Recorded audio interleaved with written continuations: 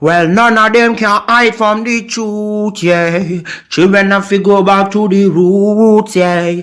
None of them can hide from the truth, yeah. Children have to go back to the roots. I'm telling you now, the truth, the truth. Telling you, yeah, the truth, the truth. You have to go back to the roots, the roots. Go to the roots, to the roots.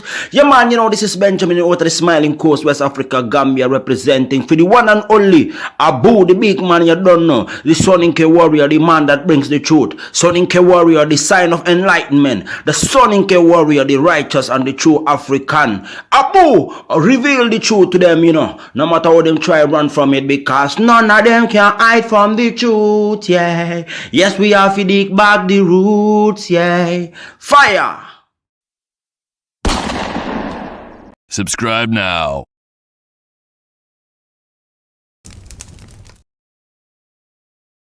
I remember the days, all those years ago that never fade away. And I remember your face when you hit the ground. I can recall the time and place on the midnight walk through the old streets, trying to turn back the clock to the days of old, back to the days when all the things we knew were made of gold. As the world moves on, time sings a song. In the old neighborhood, as the clock strikes.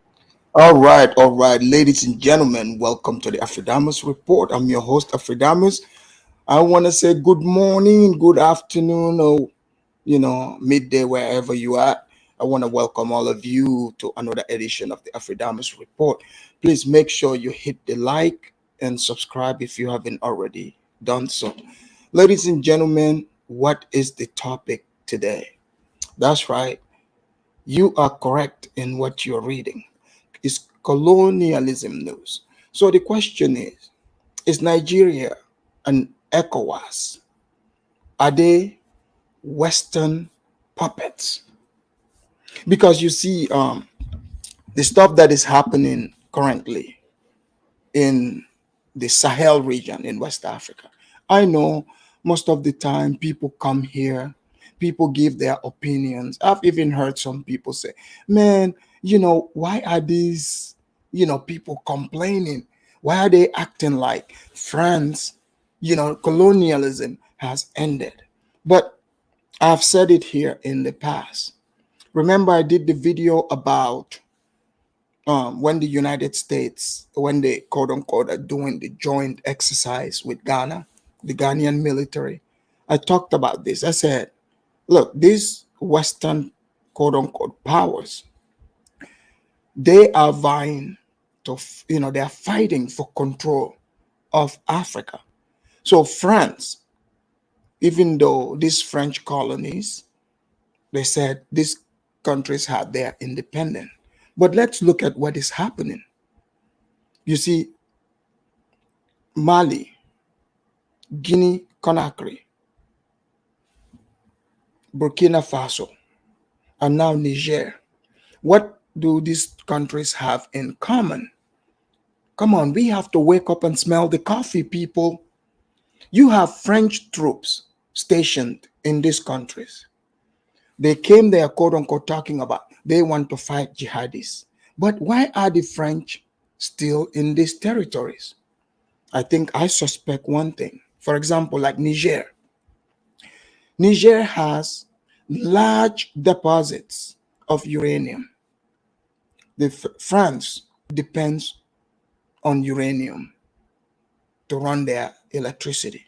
The largest company in France, guess what? It's a uranium company. And guess where all their uranium comes from? You guessed right. From Niger. But if you look at Niger, Niger is a very poor country. So France is mining uranium, they are mining gold, out of this country while they remain poor. So what did they do? They put their puppet there, Western-backed puppet. In the country of Niger, the United States, do you guys know that the United States has the largest, drone base in in Niger? This is why back in 2019, if you guys could recall, there was a black American soldier who was killed in Niger. So when I used to tell you guys about how, there is a war that's been fought in these countries, and the United States is very much involved. France doesn't want to relinquish control. What I suspect was when France came in, France destabilized that region. They gave weapons to quote unquote Islamists to destabilize Mali, Burkina Faso, and Niger. So they would come in as saviors. But technically, France is working with these groups. They said France have been there in that region for 10 years, quote unquote, fighting, Islamic terrorists. They can't even catch. They're not catching them. They're not killing them. And these people are supposed to be desert dwellers. But these desert dwellers have sophisticated weapons. Who is giving them this weapon? So, therefore, Mali took it upon themselves, the military. You see, the young men are stepping up. They stepped in and they removed their puppet government. And they kicked the French out. Not only did Mali kick the French out, Mali, as of today, French is no longer their official language. They changed it. We go to Guinea-Conakry, another coup there. In fact, the guy that they are calling elected leader, which was Alpha Conde. I mean, you guys know, what you're used to when they talk about coups. You see, military men in military fatigue. But that's not the only coup. Because in Guinea-Conakry, what happened there, and in Ivory Coast, I'm going to give you a brief history so you know what is happening. So Guinea-Conakry was a former French colony. They had their first president, Ahmed Sékou Touré, who kicked the French out of, that country back in 1958. The French, they sabotaged that country, every infrastructure, like they removed even pipes, they poured concrete into pipes. Just to give you an example, they removed even light bulbs out of that country. That's how wicked these French people are. But Sékou Touré was like, fine, just move on. We don't want you to stay around. But you know how the French deal with Africa? So French, they are like bottom feeders. They feed off of these territories. Because you see, when the British came to West Africa, the British were smart. They found territories that are around water, rivers, like the River Gambia. So it's a smaller territory. They just need that river. That they know there's a lot more resources there. There is no problem in trying to control it. But the French, they had the interior, the landlocked countries with minerals, vast territories. So since they are greedy, the French felt like, we are the big boys. We are the European big boys. We got all these territories. But they don't want to let go. They do not want to let go. Because how can you, back in 1958, do what you did in Guinea? They kicked you out. Eventually, they turned around.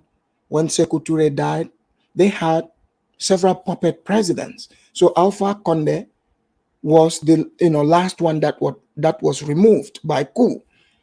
Alpha Conde had 2 terms. That's what their constitutions allowed him to contest in the elections for. So his 2 terms goes by. He changes the constitution against the will of the people. Ladies and gentlemen, think about this for a minute. Isn't that cool? Because he wasn't even eligible to run for election. But because he had the military on his side, the military had the guns, you see? And obviously, you know that the phone call came from, guess what? France and the United States. And these so-called peacemakers that you're seeing with their suits talking about, we have to restore democracy. But what kind of democracy is that? When that man refused to follow the constitution, he changed it against the will of the people. And Lord knows, you know, any person who's going to change the constitution, you know they're going to rig the election. So he quote unquote did all that. They said he won. And I predicted it. I said there's going to be a coup in that country way before it happened. So, rightfully so, Mamadou Doumbia came along, arrested him like a criminal. So this is the announcement we were getting through the airwaves from their Western masters, spreading propaganda talking about, oh, look at these Africans. You know, they removed a duly elected, a legal government out of power. But how is this man legal, ladies and gentlemen? So this is why you hear all that instability, because these people are like employees. These people do not care if it's only them that receive the millions. Mind you, Guinea has the largest deposit of bauxite. They use bauxite for what? Aluminum, you know, building cars, planes, whole lot of stuff we use needs aluminum.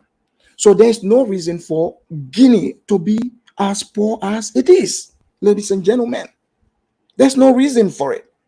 But you know, when you look at the whole picture, ask yourself, why is France, the United States, and these other countries so hell-bent on trying? They are supporting leaders who, like I gave you this Alpha Conde character, who clearly violated the constitution of the country, and they supported him. When he got arrested, as they should, the army, since he relied on them, they are like, okay, so you want to use us to oppress the people while you receive the paycheck from your white masters. They are like, hell no. They arrested him like a criminal. The West, they came out, they said, we condemn the coup.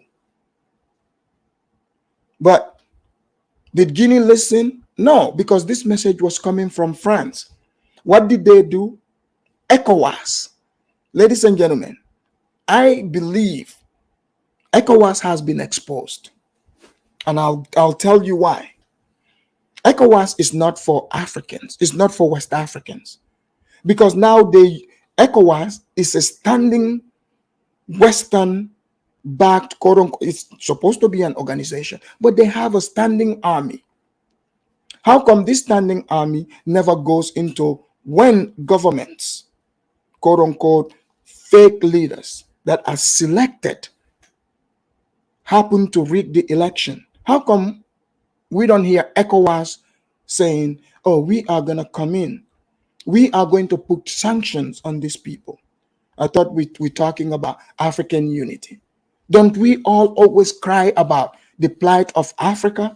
We say, we Africans, we are on our knees, we're crawling.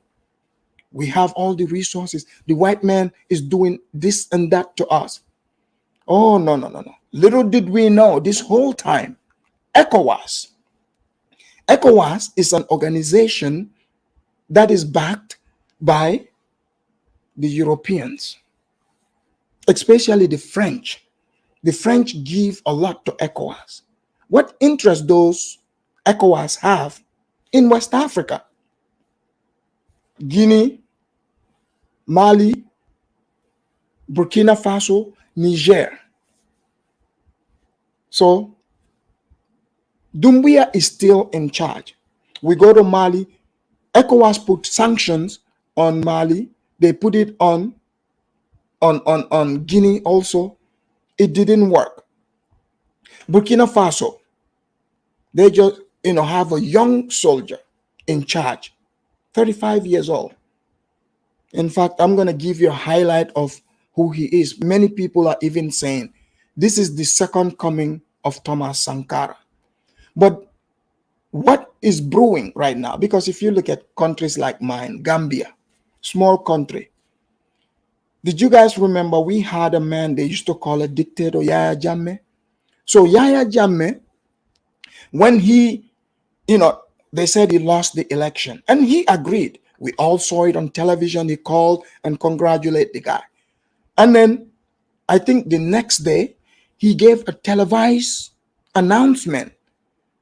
He said he rejects the elections in totality. So when he did that, of course, he was wrong whatsoever. But you see, ECOWAS did not support Yaya Jammeh. In fact, they signed real quick. They put Nigerian soldiers together, Senegalese soldiers. They are ready to remove him because either A, Gambia is such a small country, or B, Yaya Jammeh did not dance to the tune of their masters. So therefore, they have to move in real quick as we speak right now. As we speak, the Gambia, they still have economic soldiers there. They rendered the Gambian soldiers, our own soldiers, they rendered them, pretty much useless. They are just there. They have Senegalese, they are the ones protecting the president over there. They have the Nigerians controlling, part of the airport. They have the Ghanaians controlling part of our seaport, other places. So this is what is happening.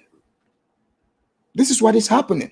So when Mali kicked out French soldiers out of Mali, they brought in Russian mercenaries. Burkina Faso also kicked out the French. Guess where the French were welcomed at? Niger. So Niger is the last domino effect. You see, this coup, if there's ever going to be any unity I have seen, or what is going to unify Africa, not only West Africa, but Africa as a whole. This story I'm about to break down for you is for you to recognize that this ECOWAS AU we're talking about stepping in. Now, these are Western puppets, especially Nigeria.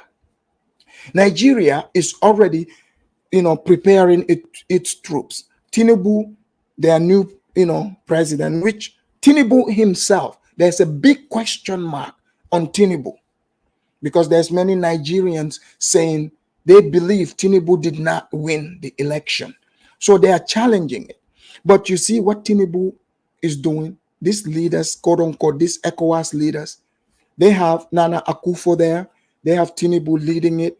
They have the president of Guinea-Bissau, Macky Sall, from Senegal. Senegal also is preparing to send troops. Obviously, Senegal is all the way French kiss ass. Senegal sent even their army.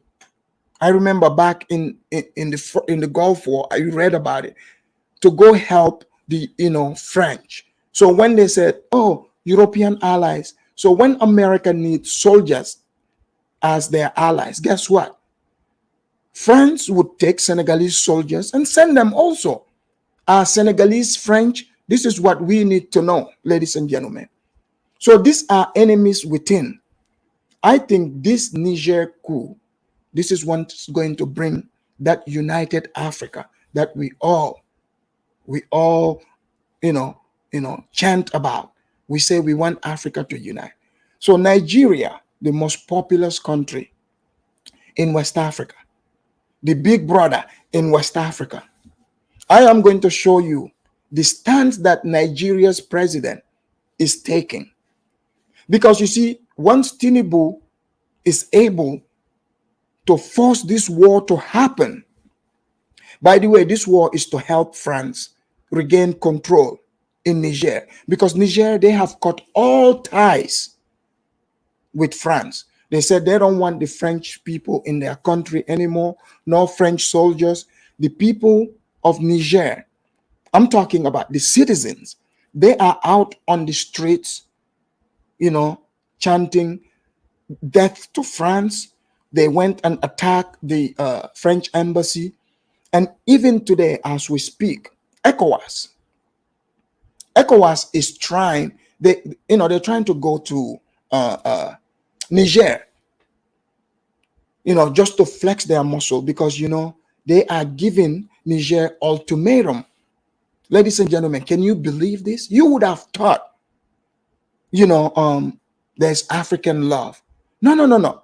The United States, they are already, they said the Pentagon have given, condemnation on this. They are having meetings. France said they are going to send, already they have troops. So mind you, right? Nigeria and Ecowas and Senegal and these other African countries. So West Africa right now is split, because Burkina Faso, Mali, and Guinea, Burkina Faso and Mali released statement. This statement, it made me feel happy, because here's the thing. I have never seen this type of unity and solidarity between countries that have the same plight and standing up to the Western powers and their African-backed puppets. That's right. So right now, they try to go to that country to have a meeting. They are telling these soldiers that they are going to, if they don't, follow what they are telling them by Sunday, there's going to be military action. And Nigeria is already prepared, ladies and gentlemen. Nigeria is already prepared. So we've never had this kind. So what are we having here? So Burkina Faso and Mali said, if you attack Niger, we are going to consider this an act of war against us as well. Because, if they can attack Niger, Burkina Faso and Mali already know that, look, we cannot leave these people to just fight on their own. You see? So right now it is split. Burkina Faso and Mali have gathered, especially Burkina Faso's young leader. He is getting so much love around the world, not only in the black world. He is getting love all over. Let me show you. I don't want to keep you waiting. I'll show you the sentiment of the people in Niger, how they feel about the French. Guys, do you think Nigeria and ECOWAS should be trying to keep an African country on its knees? Is ECOWAS a French-sponsored army that is standing in case there are these misleaders who are selected, by the way, whenever they are challenged? Because all they are there to do is to protect the interests of their white masters. So now the jig is up. All of us can see it. See the stance that Burkina is taking, and Mali and Niger. This is what is helping all of us see the game they've been playing. And Algeria, by the way, you guys like to say, oh, the Arabs are not African, they are not, it's about skin color. Algeria is joining. They said they are going to help Mali and Burkina Faso if France decides to invade. You best believe France is who's putting the battery pack in Nigeria's back. Let's not pretend here that this is Nigeria making the decision. No, Nigeria, if Nigerian soldiers enter that country, know that Nigeria is a colonial army, okay? They are fighting the war of their, of France and America to help them, to help them take over these countries. I thought you guys were saying, oh, it's just Europeans that came and do, all these mishaps in Africa. Now we are seeing it. We're seeing it.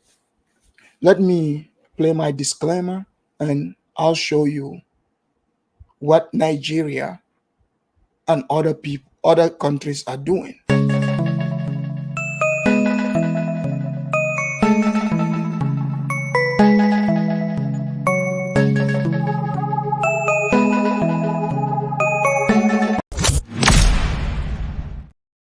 All right. Thank you. Let me read this super chat real quick. All right. Thank you, Mrs. H. Mrs. H say, good show, brother. We need to expose sellouts. Absolutely. Thank you very much. Thank you. So, guys, let me show you. You see here? So now they are saying that they are making it like, okay, this war is between Putin and the Western world. So the Nigeria, Ecowas, and these others, they are supporting America and France, the Western world. Okay? The coup, the people that are saying are, Burkina Faso, Mali, Niger, these countries don't want to be puppets. They want to be free. They want to be free completely. You see? But it's crazy what is happening in West Africa right now. You look at what is happening, the same thing happened in Ivory Coast. They didn't talk about it. They didn't say anything. Look at Burkina, and Burkina did the coup. Guinea did the coup, Mali. Oh, ECOWAS just started barking. How come they didn't go fight them? So this is what ECOWAS is all about. So these countries were fighting quote-unquote war jihadists this entire time. ECOWAS never sent one single army. One single army. They haven't sent it. So now that these countries kick the French out, why should the French be able to dictate what goes on in these countries? They are talking about, oh, we're here to defend our interests. You mean you're there to suck Niger dry? How are you getting wealthy from Niger and Niger continue to be poor? Here we go. Let me show you the latest. And now let's turn our attention to the West African nation of Niger. A different type of storm has hit this country, one that could turn it into a battlefield between Russia and the West. I'll explain why in a moment, but first a quick primer. Meet the president of Niger. His name is Mohamed Bazoum. Last week, his presidential guard put him under arrest. Then the military declared they're in charge. Basically, it was a coup. The fourth since the country's independence some 6 decades ago. We covered this last week. But over the past few days, there have been new developments. Other countries have entered the picture. West African nations have issued an ultimatum. They say the president, Bazoum, should be reinstated in. So you guys see the West African sellouts here. So this is Tinubu leading them, right? You have Mbalo from Guinea-Bissau. If any country should know about liberating yourself from white people, it should be Guinea-Bissau, because they fought a bitter war with the Portuguese, led by Amilcar Cabral. That's how that country became freed. So to have a leader to support this move is ridiculous. You have Macky Sall over here. He is Senegalese president. For some reason, Senegal seems to always have Western-backed presidents who tend to be puppets, except maybe Ablaye Wade. But other than that, Senegal itself right now, Macky Sall tried to run for an extra third term, which he changed his mind. He brought turmoil into his country. Did ECOWAS say anything to him? Did the Western world, France and all these people, did they condemn him? They did not. This other man here, he is a Gambian. He is the spokesman. He's the one that reads the letter to Niger. He's the one that reads it on TV to let them know we are coming to fight you guys. And all these countries individually, maybe except Nigeria, but individually, none of this can go against both Mali, Niger, and Burkina, because Burkina Faso and Mali, these countries are battle tested. These guys have been fighting war for all these years. So Nigerians, I don't think this is a good idea. You better warn your people to stay back before they send a bunch of your people in body bags. Here we go. 15 days, else they will intervene militarily. The country of Chad is a neighbor of Niger. Their president is visiting. He's talking to the military leaders who pulled off the coup. Meanwhile, the French embassy in Niger has also come under attack. Supporters of the coup threw stones at the embassy. They even tried to start a fire outside the compound and burned the French flag outside the building. What explains this protest? Well, Niger was once a French colony. French forces are still deployed in the country. The protesters want them to leave. They blame France for their problems. Do you guys hear this? So they use buzzwords. They said, okay, Niger was a former French colony. Guys, think about this. How can you call it a former French colony? You mean it's presently a French colony? Because if it's not a colony, why do they have French soldiers there? Why do they have American soldiers there? I don't get it. Nigeria cannot even defeat Boko Haram, but they want to go start another war next door. They want to go start another war next door. So you guys must know West Africa is divided, because these old leaders, these people are they have colonized mindset. These people are working for Europeans, because you see the people in Niger, the citizens, they are saying they don't want these people in their country. They are setting the French embassy on fire. The guy they are sending to go negotiate from Chad, guess what?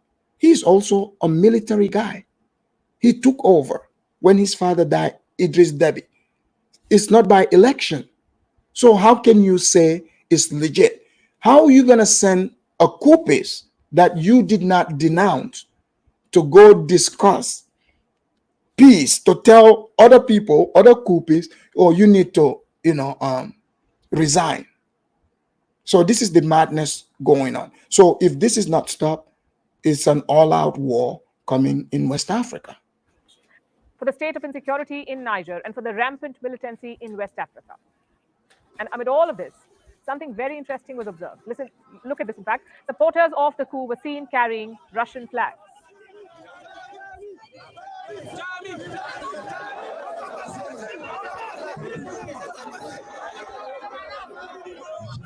You saw the flags, they're very similar to the French flag, the same colors, but the Russian flag has the color blue in the middle. Now, the coup supporters raised the Russian flags outside the French embassy in Niger.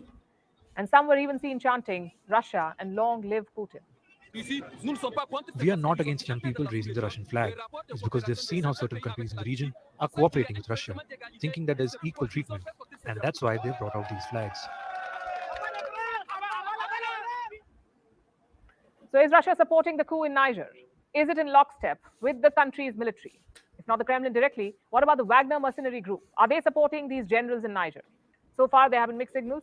Russia's foreign minister, Sergei... So in case you guys haven't noticed, so Russia and France are going at it real hard. See, France's interest, because see, once Russia becomes, if they form an alliance with Niger, Burkina, and Mali, it's over for France, because Niger right now, their army, they are cutting off all supplies of uranium to France.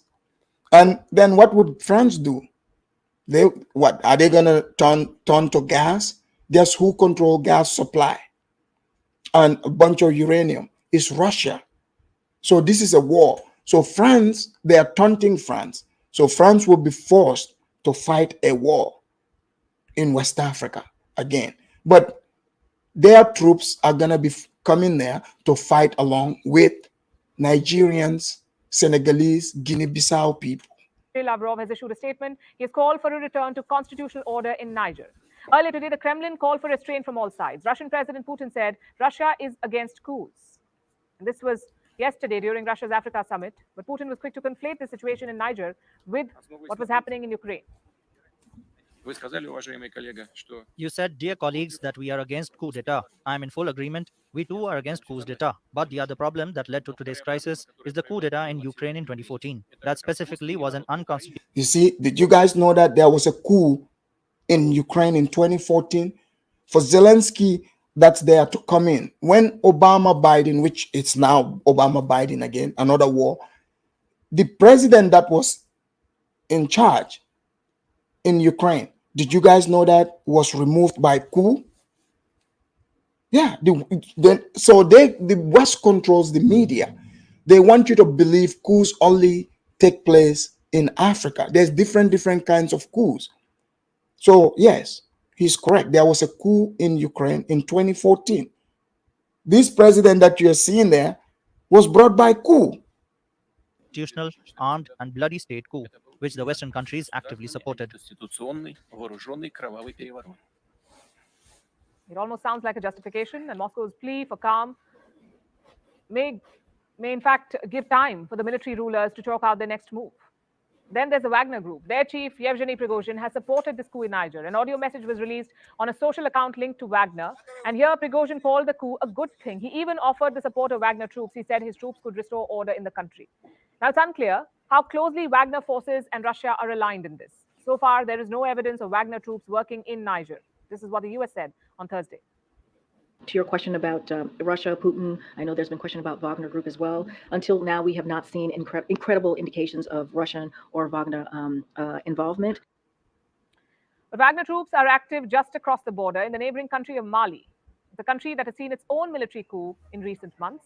And Mali's military junta has also blamed the French for their problems. Last year, they expelled French troops from Mali. They burnt down the French embassy, and they've been working closely with Russia and Wagner ever since.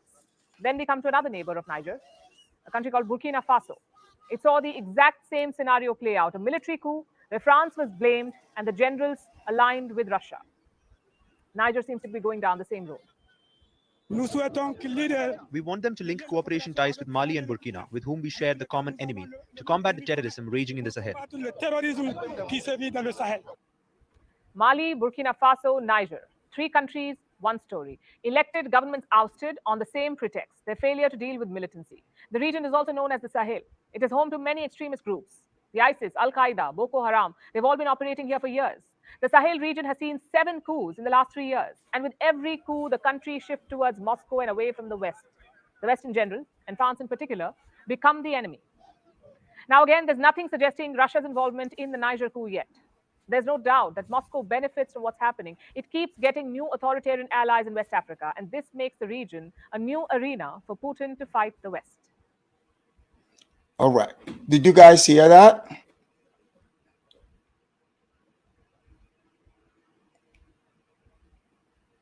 All right.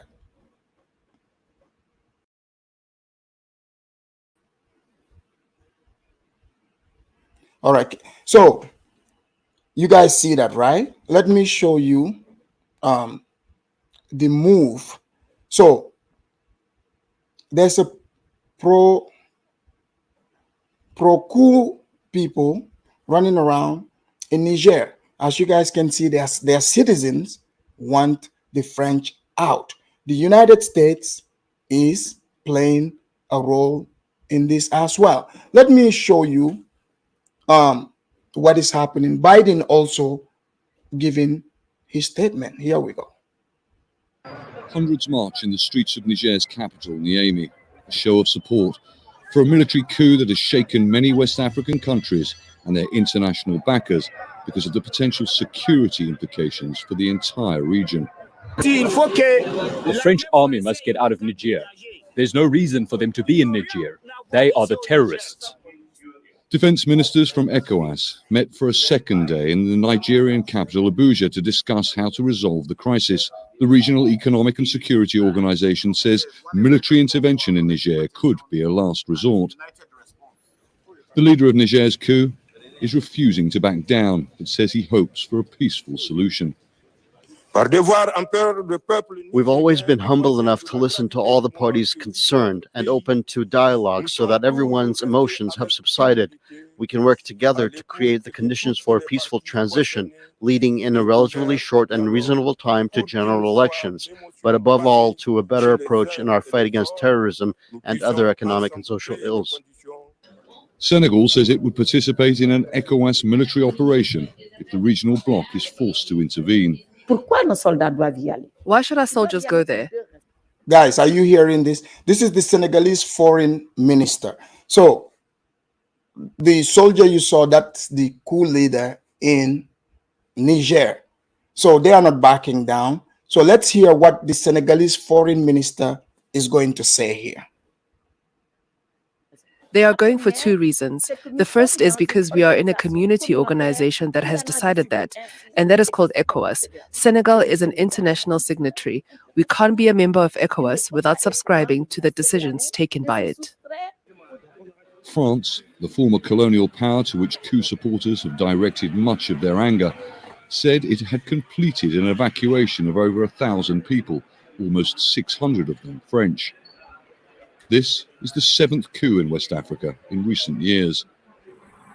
Since the military leadership in Mali and Burkina Faso forced French and UN troops to leave, Niger was seen as one of the last bastions of an international effort to defeat armed groups like ISIS and Al-Qaeda. France and the US have bases in Niger.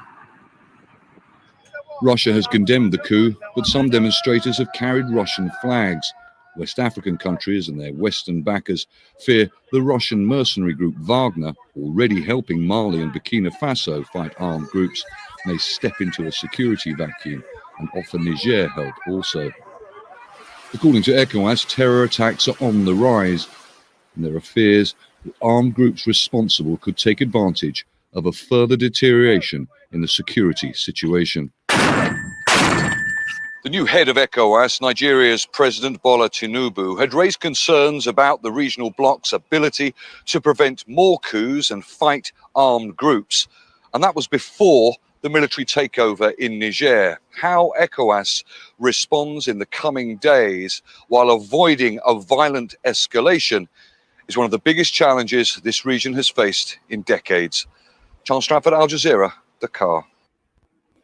All right, so you guys saw that, right?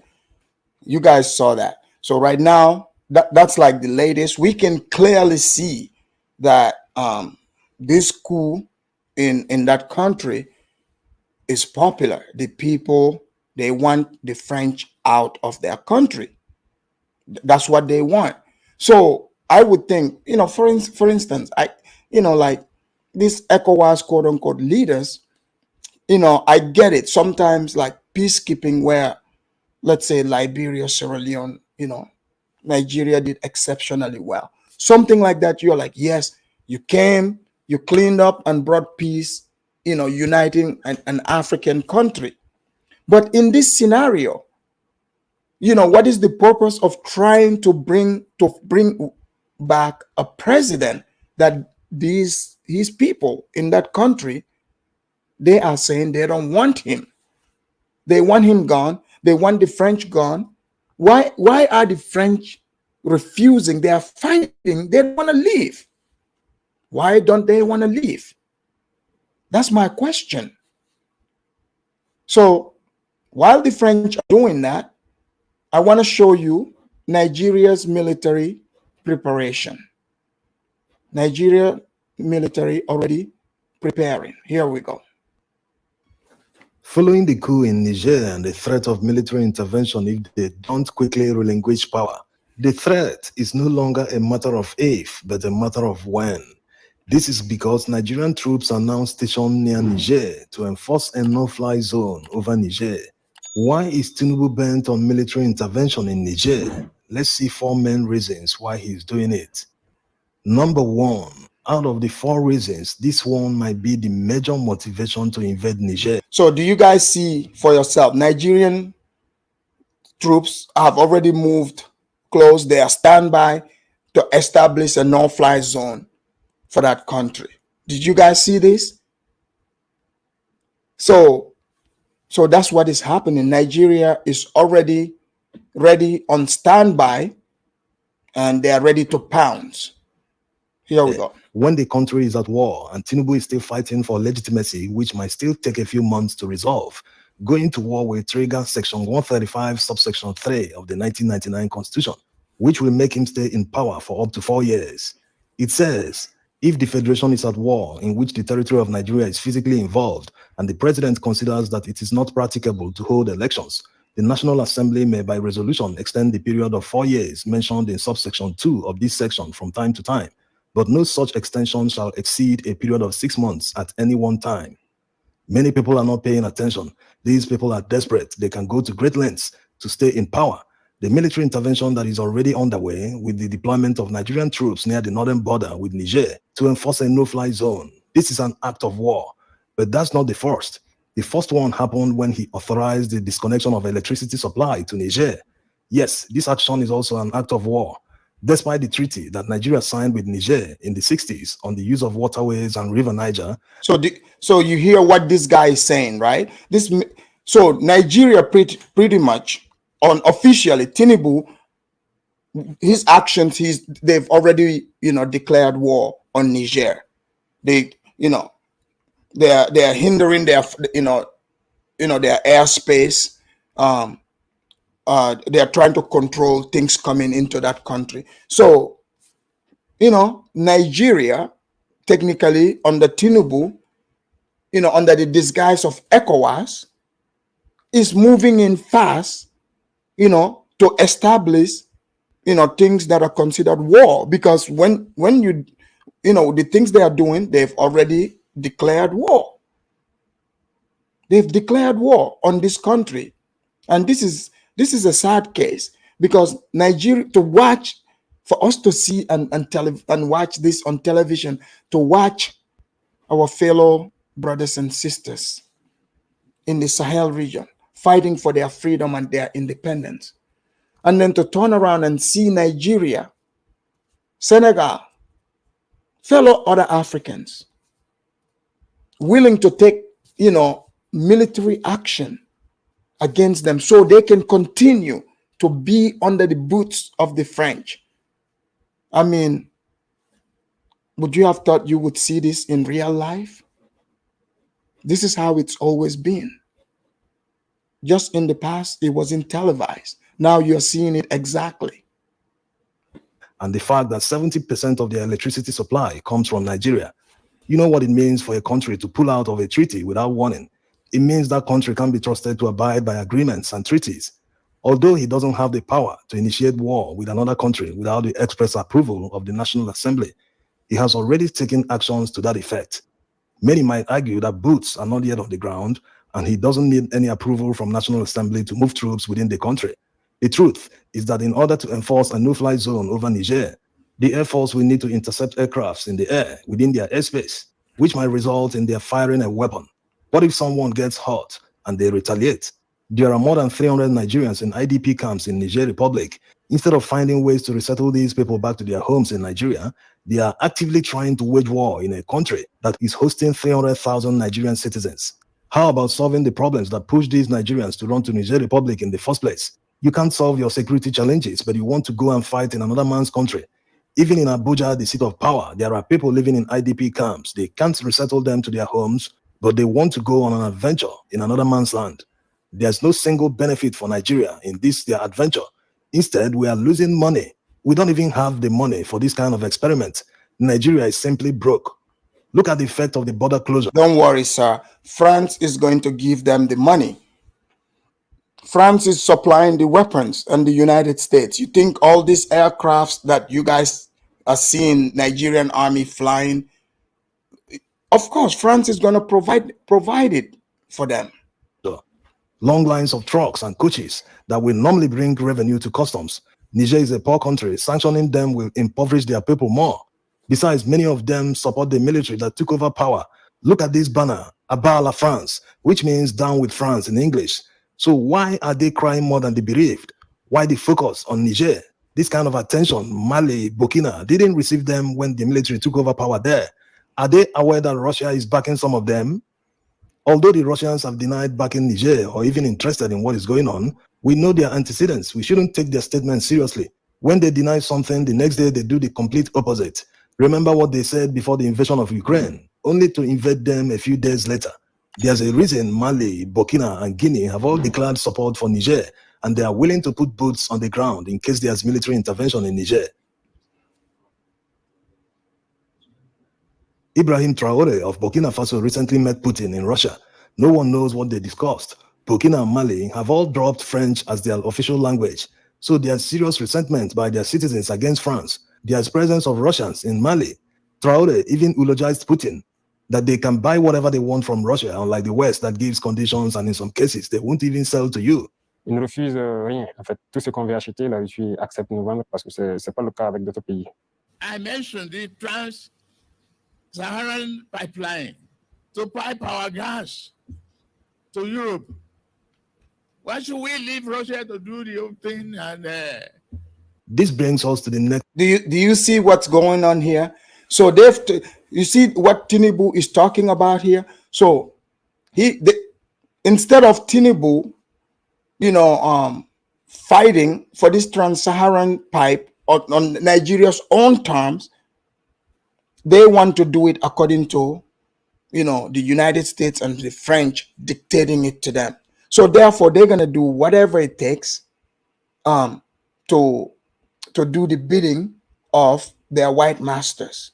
But that's trans-Saharan pipe that Nigeria wants. How are you going to build it if these countries, Burkina Faso, Mali, these countries, if they don't cooperate with you, your pipe is not going to survive.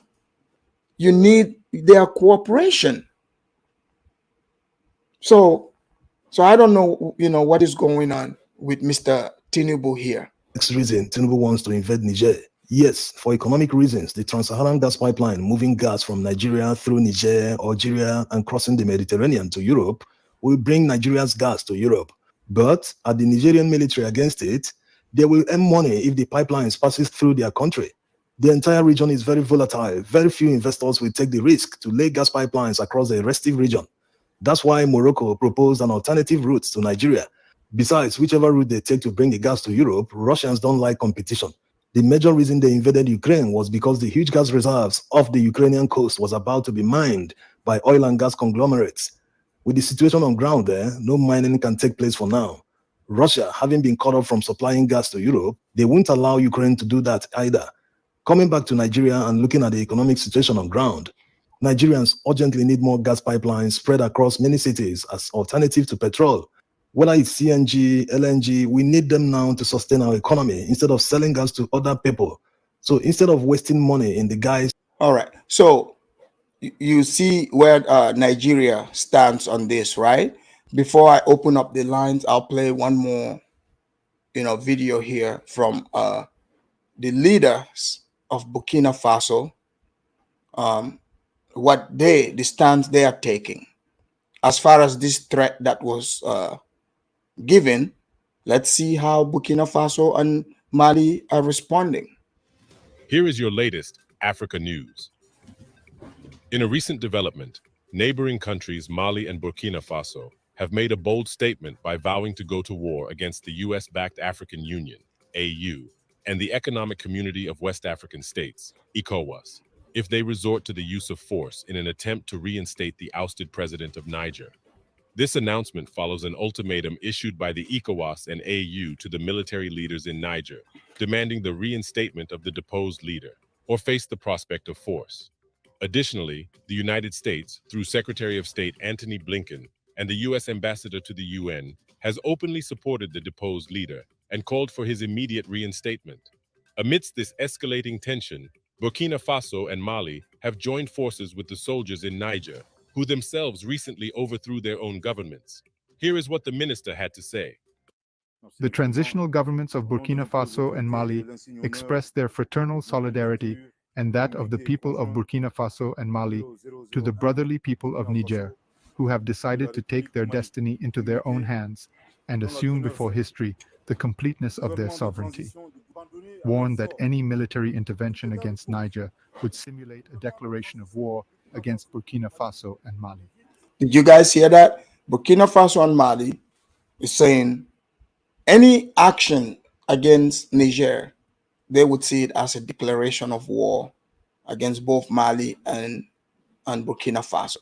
So, I repeat, warned that any military intervention against Niger would simulate a declaration of war against Burkina Faso and Mali.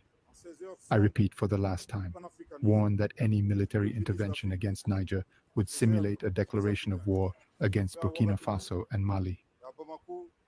This declaration underscores the complexities and divisions within the region, where neighboring countries are divided on how to respond to political upheavals in their midst.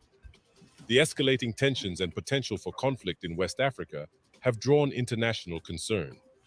The involvement of the United States and France in supporting the deposed leader of Niger puts the country at the center of a geopolitical struggle between regional alliances.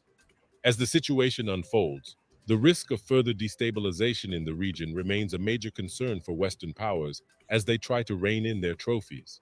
As the situation continues to evolve, it remains imperative for all stakeholders to engage in dialogue and find a peaceful and sustainable solution that will foster stability in the region and achieve real prosperity for the West African civilians trying very hard to free themselves from neo-colonization. The eyes of Africa are on West Africa as the situation unfolds, and the outcome will have far-reaching implications for the entire continent. Let us know in the comments below if you found this video informative. all right. You guys see that? So this is what is brewing, out in West Africa. So the lines are open. Hit the link. I got Judah up here. I got St. James welcome in the show. So guys, hit the link and the like also. Judah, welcome to the Afridamus Report. Oh, yes, sir. Can you hear me real good? I can hear you. Judah, is Nigeria, let's say Nigeria, ECOWAS, and these ECOWAS countries, Senegal, Guinea-Bissau, Gambia. I mean, we're not sending soldiers, but because they got us on their thumb over there too. So, Judah, is Nigeria a Western puppet? Oh, Afridamus, let me start by thanking my boy on the panel, St. James. St. James, what's up, man? How you doing? I'm doing great. How about yourself? No, I'm doing great, man. Afridamus, look, what is happening on the continent? I was talking to one of a friend that I used to talk to. I said, one day Africa will divide, and we are seeing the divide. Africa has different foreign policies. We don't think the same. When it comes to language, we think different. When it comes to foreign policies, we are separated. When it comes to education, so this is the thing. Nigeria has never been on the history of Africa. Nigeria has always been an outsider. They have always opposed anything that has. Are you say, like you said? So Nigeria, they are just there, but you wouldn't even consider them Africa.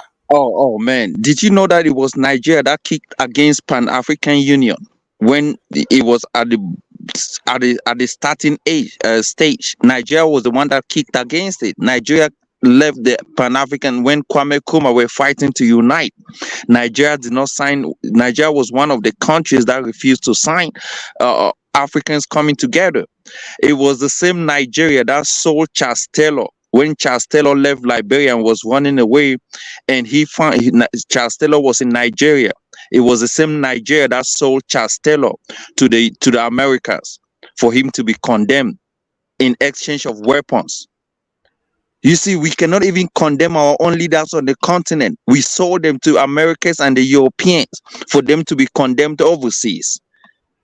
It is the same Nigeria that left the African free trade, signed out of it.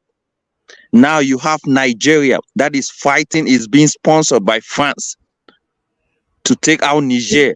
Yeah, that's the. So you think Nigeria? I mean, are you surprised, like, because you heard the Oh Senegalese no, I'm foreign not minister? surprised. I'm not surprised that Nigeria. I've just listed you a whole lot of things. Nigeria. These are people that come on the panel and tell you, oh, these francophone African countries are the ones that are selling Africans to France and all these things. Oh, these francophone countries are the ones that refuse the ECO. No, it wasn't francophone countries. Nigeria was one of the countries that kicked against the ECO. France bought Nigerians out of the ECO. I'm telling you for a fact, Nigerians have always been on the wrong side of history. See what is happening in Niger now. Now they cut electricity from electricity supply to Niger. Are you kidding me? An African country cutting out electricity supply from another African country. Tell me, man, does that make sense to you? Do you know how much electricity does Cameroon supply to part of Nigeria? Come on, man. What is going on in Africa, man? What is going on? What if Niger Republic stop the flow of River Niger and it doesn't poison the whole River Niger down to Nigeria? And so people that are drinking that water, everybody, it makes no sense, man. It makes no sense. Africa, man, look. So Judah, do you think, because you see Burkina Faso and Mali, Mali, Guinea, Conakry, Mauritania, they're all backing Niger because what happened? Algeria. Of course. Look, I am one of the guys that is sponsoring coup d'etats in Africa because when these leaders come to power, they change constitution to stay in power. You see what is happening in Senegal. The president of Senegal, as we speak, have cut internet. There's no internet as we speak in Senegal. This guy, the guy that's supposed to Sonko, one of the opposition leaders, is in jail. And these people do not have internet because this guy wanted to run for a third term. Senegalese say no, but they are still rioting, and no Ecowas is coming out to condemn it. They only condemn softer countries. See what happened in Cote d'Ivoire, Ivory Coast. The guy ran for a third term, changed the constitution after running for a 10 years mandate, killed Ivorians. There wasn't no Ecowas. What happened in Guinea, Conakry, when Alpha Conde was killing Guineans? No Ecowas came out and condemned it. Now, because somebody is being taken out of power, now we have all. Come on, bro. This Ecowas stuff is sponsored by Europeans, man. Didn't you know that? That's what I want people to, to see. Sorry. All these leaders, Liberia, Sierra Leone, Guinea-Bissau, Gambia, Senegal, all these countries, Nigeria, Ghana, Ivory Coast, they are the ones that want to go and fight Niger. Are you kidding me? This is all division, man. Now, what if you have the Europeans? What if you have Russians coming in and they say they want to back Niger? Well, the Russians are coming in too. Exactly. So you're going to have South Africa because South Africa is in the BRICS Union with Russia. Hold on, let me show you. South Africa is going to be backing. So South Africa is going to be backing Niger. Now we have war on the continent. Because here what this guy says, right? Because the president of Burkina Faso just was in Russia and he gave a speech, and that speech was powerful. And I'm gonna play this video here. This guy is going to tell you why, there's changes. This is a change, and why Burkina Faso and other countries don't mind dealing with Russia. Here we go. Russia, and we were allowed to maintain our firearms and our military uniform as we arrived in Russia from Burkina Faso. But imagine when Kamala Harris, the Vice President of the United States of America, when she arrived in Africa, when she arrived at our airport in Ghana, an airport that was built by the Chinese as well. They disarmed us and they searched us and they took over the airport. But our good friend in Russia, I remember we went there in our military uniform during the time of President Samora Machel. We went there in our military uniform during the time of President Thomas Sankara. And today again we've done it. And they allowed us to maintain our firearms with Captain Ibrahim Traore. But fortunately, as we are there in Russia, there are some good news from home. I've spoken about the Western puppets that are in Africa. I've also told the Western puppets that your days are numbered. We are going to support the coups, the military coups. If you can see today, Mali is in good hands. Burkina Faso is in good hands. Guinea is in good hands under military leadership. If I'm not forget, Chad is in good hands with young leaders in military uniform. We are going to do those coups because these Western puppets are not going anywhere with the so-called votes. Only if we do the coups. How can an African leader be a friend of Russia and be a friend of the West at the same time? Why can't African leaders think for themselves and be men enough and have a spine and say no to the West, say no to the Americans? I've mentioned that Mohamed Bazoum of Niger, I've said he's a puppet. And there's a coup there. There is a coup there in Niger. We are also sending this message now. We are sending this message to Gambia. Adama Barrow, we are coming there. Akufo-Addo, we are coming there. Tinubu, we are coming there in our military uniform.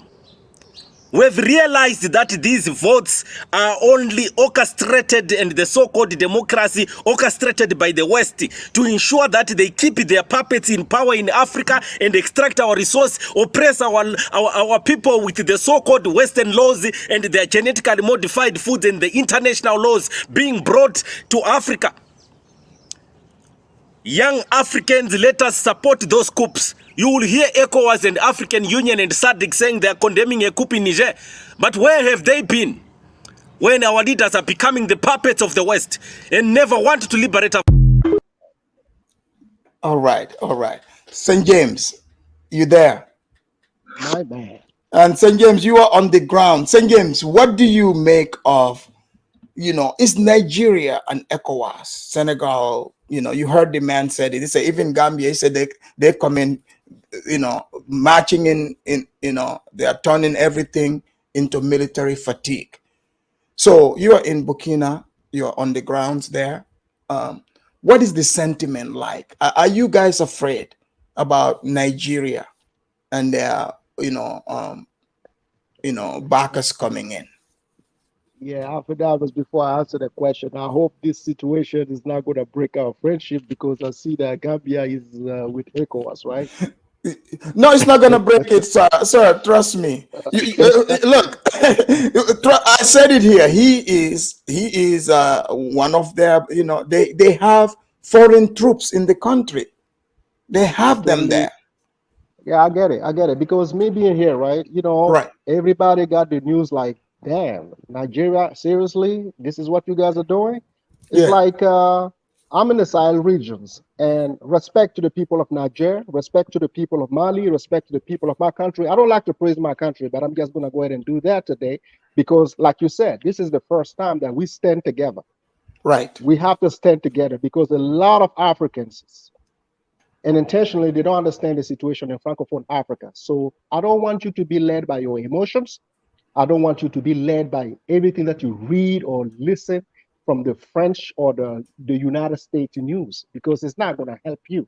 We here in Africa, in that part of Africa, we know exactly what's going on.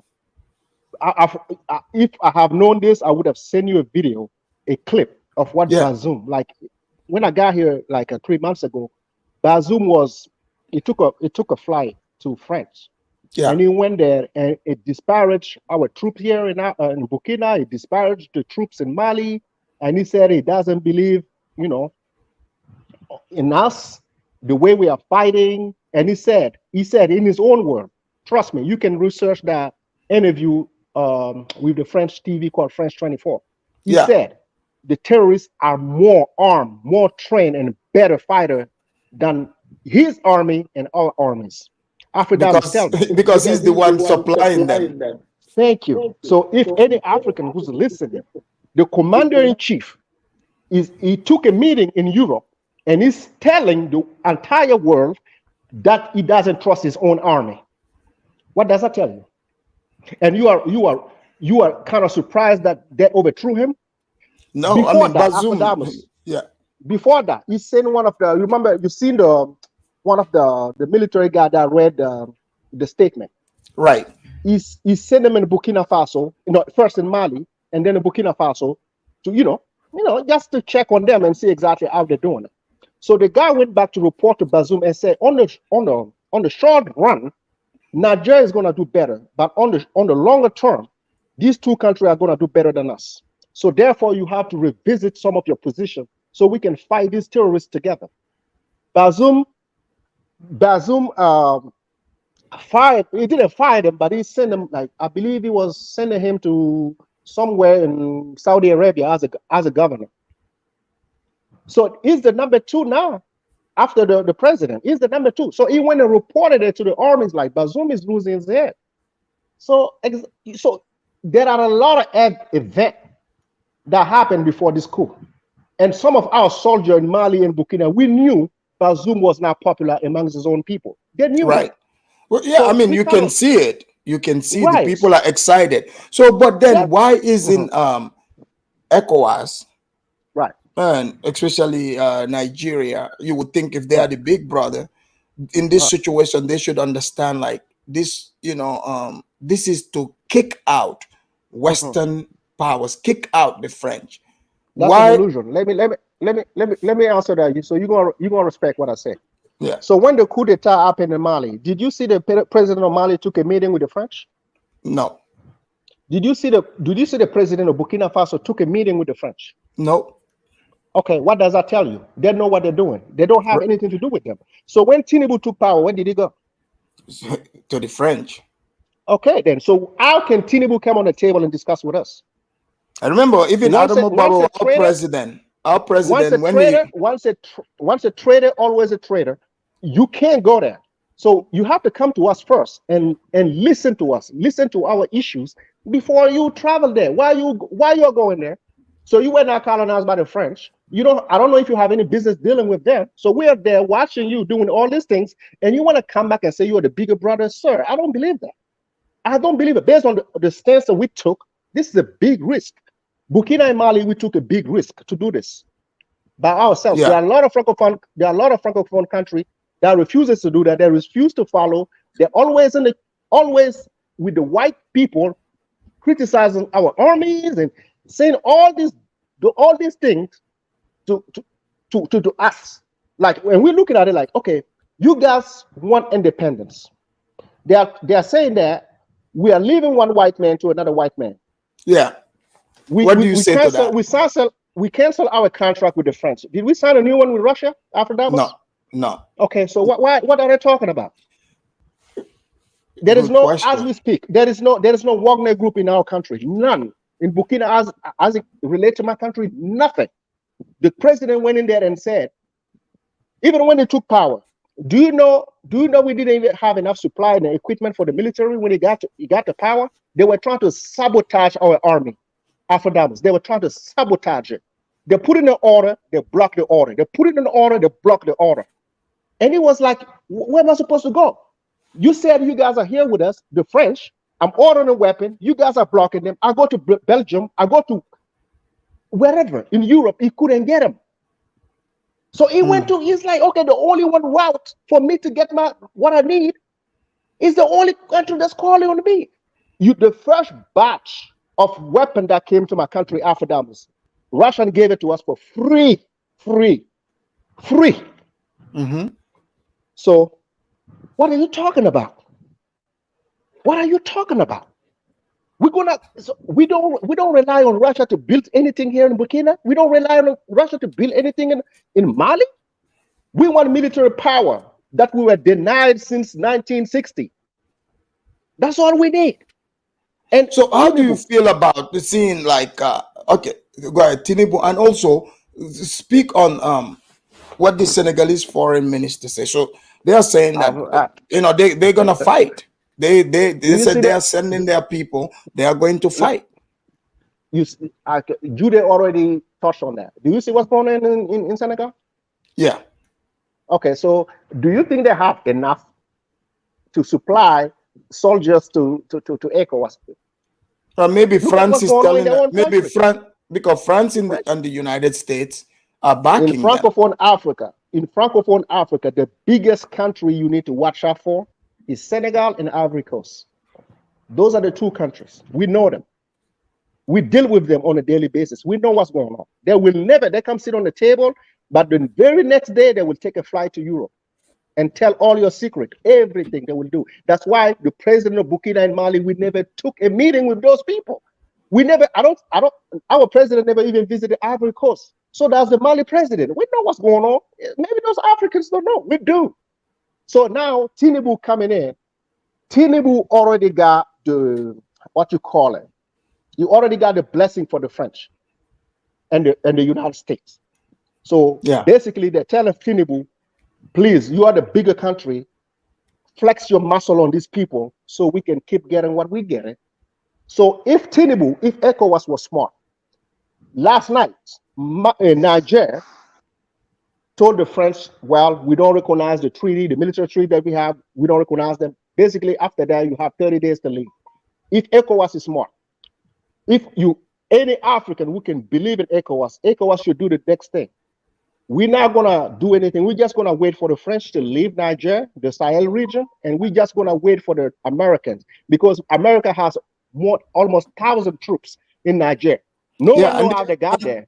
And they have the biggest drone, drone base, over there. So the crazy thing is, because Nigeria itself, it's got lots of issues that they need to deal with.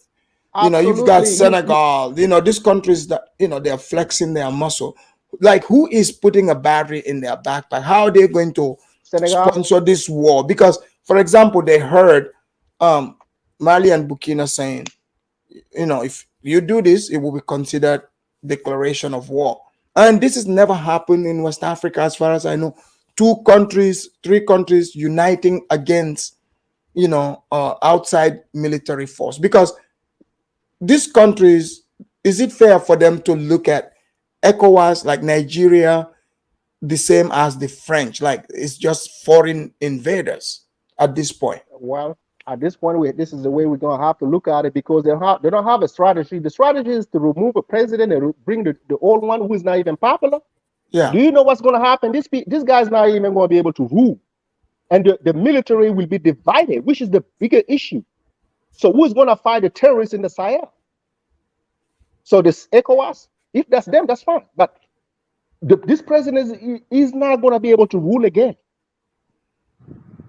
Because the military would not even take order from him as we speak. So what you are and the people, maybe they plan on installing foreign troops like they do in Gambia. Absolutely. ECOWAS is supposed to do this for the people. At this time, what do you think they're doing it for? What do you think they're doing it for? For the people? This is the bigger question mark. That's the question mark we are asking. Just for the few to rule the many, or is for the people? That's what I'm asking. The people from Burkina and Mali and other places, this is the way we look at it. The guy is not even popular in his own country. Even his own election was rigged.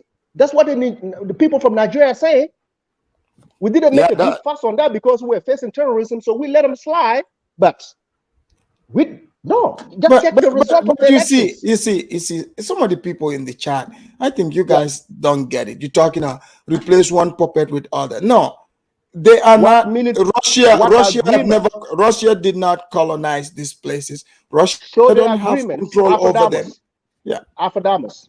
Let them provide the agreements that those countries signed with Russia and compare them. If there is any, let me see it.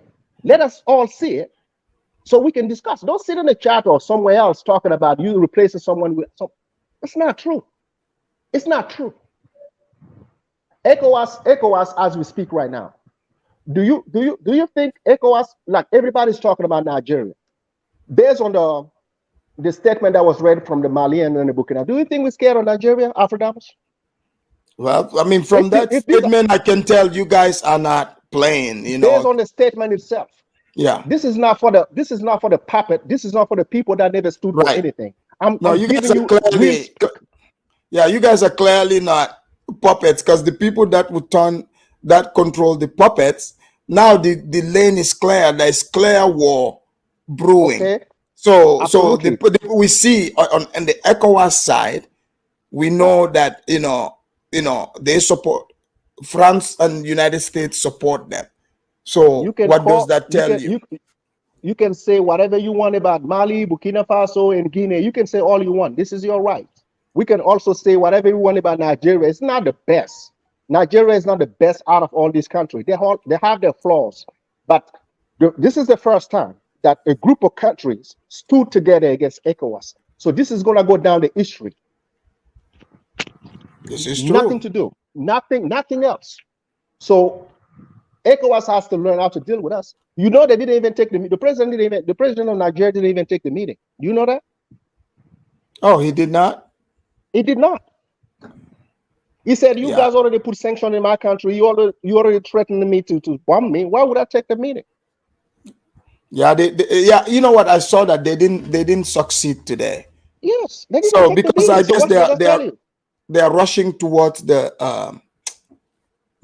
Sunday deadline. I guess probably ECOWAS don't want to, give these empty threats. Maybe because Tinubu is talking tough. He, Well, you had this Senegalese foreign minister, talking tough. They should understand you guys' plight. The plight, if ECOWAS can help us get rid of the French, tell the Americans to go back home. This is an African situation, and we're going to deal with it as Africans. I agree with that. If we're going to sit together and have that kind of conversation all day, every day, everybody from Burkina Mali, we would accept it. But if the French are still there, the Americans are threatening, no, it's not going to happen. It can't happen. St. James, do you think the reason this is bringing a lot of fear, because do you think Niger is the final domino? Because all you three countries are so close by each other and uniting and seeing the French as the enemy and the Western allies. Do you think France is losing their mind that if they lose grip of this, it's over? They can't afford, even when people are talking, they don't even have I don't know what kind of deal they have in Burkina and Mali. What they have is very minimal for us. But in Niger, you spoke about the uranium with the group, the French group that used to be called Arriva. I don't know, they went under a different name. So this is what the French control. So this is, that's the last dominant. If they lose Niger, the Ivory Coast, to be honest, we already dealt with Ivory Coast. My country dealt with Ivory Coast back in the 2000s. So we already settled that. They know what's going on. Militarily, let's be honest, they know. Togo is a little fly. Benin, we can't, no, come on, after them. The only country, as we speak, I can say for sure is Nigeria. Outside of that, West Africans, I don't see any country. None. Do you think the other French countries, because they are loyal to France, Cameroon, Gabon, Congo, Brazzaville, because I hope it doesn't get to that, but if these people, France says like, no, let's just go ahead, Nigeria, start blazing fire, it goes to war. Do you foresee Cameroon, Congo, these other French puppets sending in military too? No, to help their masters? Cameroon, I can say for Cameroon, it's just the political powers that, that are behind France. The people of Cameroon, I know for sure, they're not going to join ECOWAS to do those things like that. But do you think Nigerians would stand against Tinubu for this? After that, I just went and got my hair cut, and I saw a lot of Nigerians, they're afraid because they know how in West Africa how we deal with our situation. Right. They know it. So these Nigerians are afraid. They're in the Francophone countries. They're afraid. They don't know what's going to happen to them. So a lot of people don't get that. If we're not on the ground, you believe, okay, this is a war. ECOWAS is going to come replace him, bring another president, and that's it. No, we are known to hold grudges. That's what people don't know. We're going to hold grudges. If Benin today, if let's say ECOWAS wins, right, and they bring Bazoum back, correct? Yeah. Now, Mali is going to just wait for Benin to make a mistake one day. Okay, and then they're going to attack Benin, or they attack Togo. They attack the smaller country. So what's going to happen? Yeah. This is sad.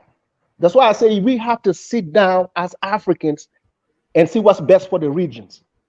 If that by Sunday, trust me, no Nigeria, no Burkina, no Mali will say we respect ECOWAS. It's not going to happen, After that statement that was read, no, there's no backing down to this. No. Yeah, I see that. Well, you know, they are extending it. The AU also is condemning it. The SADC, which is the South African, regional bloc. So they're trying to make this a African thing. But South Africa is BRICS. So, South Africa, if it comes down to it, I don't think they will, support the Western powers. You never know. Absolutely. You never know. You never know. Do you think, what do you think? How many troops ECOWAS is going to bring to the region? How many troops? Well, their biggest contingent would be Senegalese, Nigerian, Ghanaians. That's what I'm guessing. And Ivory. Off the top of your head, how many people do you think would be enough to I think at least they can. They would need at least I would say 300,000. What's the population of Niger? 22 million. 22 million. They'll need like at least 500,000 plus. Yeah, and we are in the 20s too. We are in the 22 million with and you got Mali in Ivory Coast. We have 5 million of Burkinabés in Ivory Coast, so it's with 27 million. Mali, I didn't check for Mali. Mali is in that numbers as well. Yeah, and like I said in the chat, Afrodamus, we have enough firepower to disrupt the entire region. Do you understand that? With all the equipment we got from Russia, don't undermine this country. They have enough firepower. I don't know who wins, but I'm just saying it's a toss-up right now because these people are ready to go at it. So let's get ready to make sure that don't happen. If that happens, no, these are not the weakest army. Like they don't have no weapon, they don't have anything. They're just gonna back down. No, they have what it takes. Even Niger is well equipped. They've been fighting in the desert, yes. so yes. They should be. The question is, if the Nigerian government couldn't even defeat Boko Haram on their own land, how do they expect to go to another country and defeat the military? Because they are doing a joint take. The Senegalese, they're gonna help their white counterparts. I mean, that's a good one. American Rifleman. Yes, you can hit the link. It's pinned up. Come on, man. Senegal is a joke. Senegal is a joke. You are putting just an opposition leader in prison. And you're talking about democracy. And you're talking about democracy in the face of Africa, in the face of the world. And you're talking about you are coming to Nigeria to restore democracy. What a joke. Yeah, it's laughable. Let's bring in Nilotic Junta. From what you say, is Nigeria and ECOWAS with this move, are they Western puppets? That's like 100%. There's not even a question about that anymore. But even on a greater scale, I think, Afridamus, there was a time where all of these Africans used to come here and say, oh, these regional blocks were created, ECOWAS, EAC, all these regional blocks. These regional blocks, I think we need to do away with them because if you just want to trade freely with another country, just sign a deal and trade freely. Why do you need a regional block that you have to sign away your rights, everything to this regional block that you don't even control anymore? So ECOWAS itself, at this point, it needs to be disbanded. It has shown that it's not even a useful tool anymore. It's just a French puppet. But this goes back to the Cold War era, because back when America was still trying to fight the Soviet Union, they had this plan of setting up regional blocks. Not so much regional blocks, but like regional leaders. So let's say in West Africa, they will identify Nigeria because it's the biggest country, and they'll say, if we can control Nigeria, we can control the rest of West Africa because we can send Nigerian troops to control the rest of West Africa for us. And they did that across Asia and across the world. They did that with Iran when the Shah was still there. They tried to use him to control Central Asia. They still use Saudi Arabia even today to control the Middle East. And they tried to do that with Ethiopia and the Horn. They tried to do that with the Congo DRC. At the time it was Zaire, to try and control Central Africa. And they tried to do that with Nigeria. And these regional blocs are just going back to that same model of trying to take away freedom from these smaller countries and using these bigger countries to control the smaller countries. Oh, do you think that's what's happening here? Like, do you, I mean, from the scenario, do you think Nigeria, because you've heard Nigeria, Senegal, their foreign minister, you know, I mean, the thing is, we all know we've been talking about the French, you know, and their system in these countries. And the people are clearly saying they don't want them there. They see them as terrorists. So ECOWAS, is ECOWAS about the West Africans, or they are there to serve Western powers? Because that's what it's looking like. You would think Nigeria... Not just ECOWAS, but even EAC, East African Confederation. All of these are just set up to control you. Look at the country that controls EAC, Kenya. Can you say Kenya is a free country? Kenya is like the biggest puppet of the British. So if you join EAC, you're pretty much just saying, handing over your rights to the British, because there's no such thing as a Kenyan government. It's just the British government in disguise. So why, if you just want to trade freely, you can just sign a free trade agreement. You don't need regional blocks where you need to sign away your freedom. You need to sign away, you need to say, I'm going to be democratic and give all these rights away. You can just trade freely. People have been trading freely for centuries. If you just make tax levies across the border, you can trade freely. It's not a big deal. So why do you need to join these conglomerations for you to trade freely amongst yourself? Yeah, but they're not even, clearly Niger is a sovereign country. They don't want, I mean, as far as we know, they are saying they don't want anything to do with the French. They don't need them there. They want them gone. So, but ECOWAS, they are saying, no, we want to restore this guy. You know, like, do you believe that this is their own doing? Are they doing this on their own, or somebody's giving them instructions? Come on, Africa.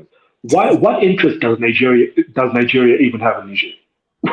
What is Nigeria selling to Niger for them to even care about what's happening in Niger? Well, they supply a lot of electricity to Niger. No, but I mean, like, what interest do they have? Of course, they get paid for that electricity, but like, does Nigeria have any mining interest in Niger? Do they have any business interest in Niger? They don't have any interest. So if a coup happens in that country, it doesn't really affect you. But you notice what these people are doing, right? For example, the president of Nigeria, Tinubu, he is sending Nigerian troops, but he would say he's not acting in the name of Nigeria. Even though it's going to be Nigerian troops, they're going to say, we acting in the power of being in the name of ECOWAS. But if Niger, Burkina Faso, and these other countries who are also part of ECOWAS are saying, no, we support this coup. We support, these dictators, these oppressors to be removed, and the population supports it. So what kind of recourse can ECOWAS come up with to justify this, forced action they're trying to use? But the question is, which one of these ECOWAS leaders, which one of them can say they were democratically elected themselves? Which one of them? Well, none of these guys are democratically elected. All of them would say. The Senegalese leader is imprisoning his opposition, trying to extend his term. Tinubu, this guy, half the country doesn't even like him. Half the country is saying that he cheated in his election. Even the Niger guy, the president, even him. That's why they removed him. There was a lot of questions. There was a lot of questions about how he was elected, because the previous president, they said he cheated for him so that this guy can come to power. He counterfeited a lot of the votes and so on. So even him, he has questions about how truly democratically elected he is. So which one of these guys, there's a saying, let he without sin cast the first stone. Which one of you are democratic enough to go to Niger and say, install a democratic leader back? None of them. They're just doing it because, Tinubu's daydreaming about this pipeline that he's going to Europe, which, come on, anyone can tell. You can blow up that gas pipeline anytime you want. No one's stupid enough to invest in that gas pipeline in such an unstable region. Because a gas pipeline going through that region, you can just blow it up in any one location. The whole gas pipeline turns to zero. Right. Like, it's stupid. Yeah, it's crazy. Let's bring in Al. Al, are you there? Al. Yes, 1 second. Let me just make a move. Good afternoon, guys, from everywhere. First of all, let's pray, for the people of, the Sahel region, because these are the people that we should be thinking about today. These military leaders, politicians, they're protected, from all this harm that might come their way. But first of all, I would like to correct a couple of statements that we made. Somebody's echoing. Is that better? Hold on. Go ahead. Yeah, can you hear? Is that better? Yeah. It was coming from Be Brave. Oh, brilliant. Okay. So first of all, as we speak, the Sokoto, the Sultan of Sokoto, has been sent to Algeria. He's been sent to Algeria. In terms of the response that obviously you guys was talking about, to calm that down. But I'm going to come in a different angle here. First of all, I can't believe, people actually, grown men actually supporting Wagner or the Russians in Africa. It kind of shows how, people have no idea, who the Wagners are.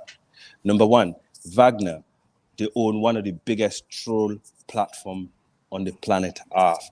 They own one of the biggest mining companies in the world, right? And also they have mercenaries that goes with it, right? So these are non-governmental entities, yeah? And I don't know if you remember, if you go back to history, right, how the Portuguese came to Africa. They was invited by a tribe from West Africa, a weaker tribe, to go and conquer other tribe because it was losing the battles. And the Portuguese came in. Eventually, they find us to be soft touch. So they was all over us. It was too late then, right? So this is a lesson we don't learn. I mean, let's go back to Mali, right? Where all this started in the Sahel. Obviously we know what Obama did in Libya, and there's no question about that. It's a disgrace. But when you think about the Sahel, yeah, if you look at when IBK was overthrown by the military government, if you look at the territory Mali had then, I'm speaking from someone that have a family member who is who's been part of the Air Force, yeah, in the Sahel region for how many years, who was trained, by different countries in the world, like America, Israel, and stuff like that. So, and this person, he's been to Burkina Faso, he's been to Sudan, he's been to Niger, he's been to Mali. That's his last mission.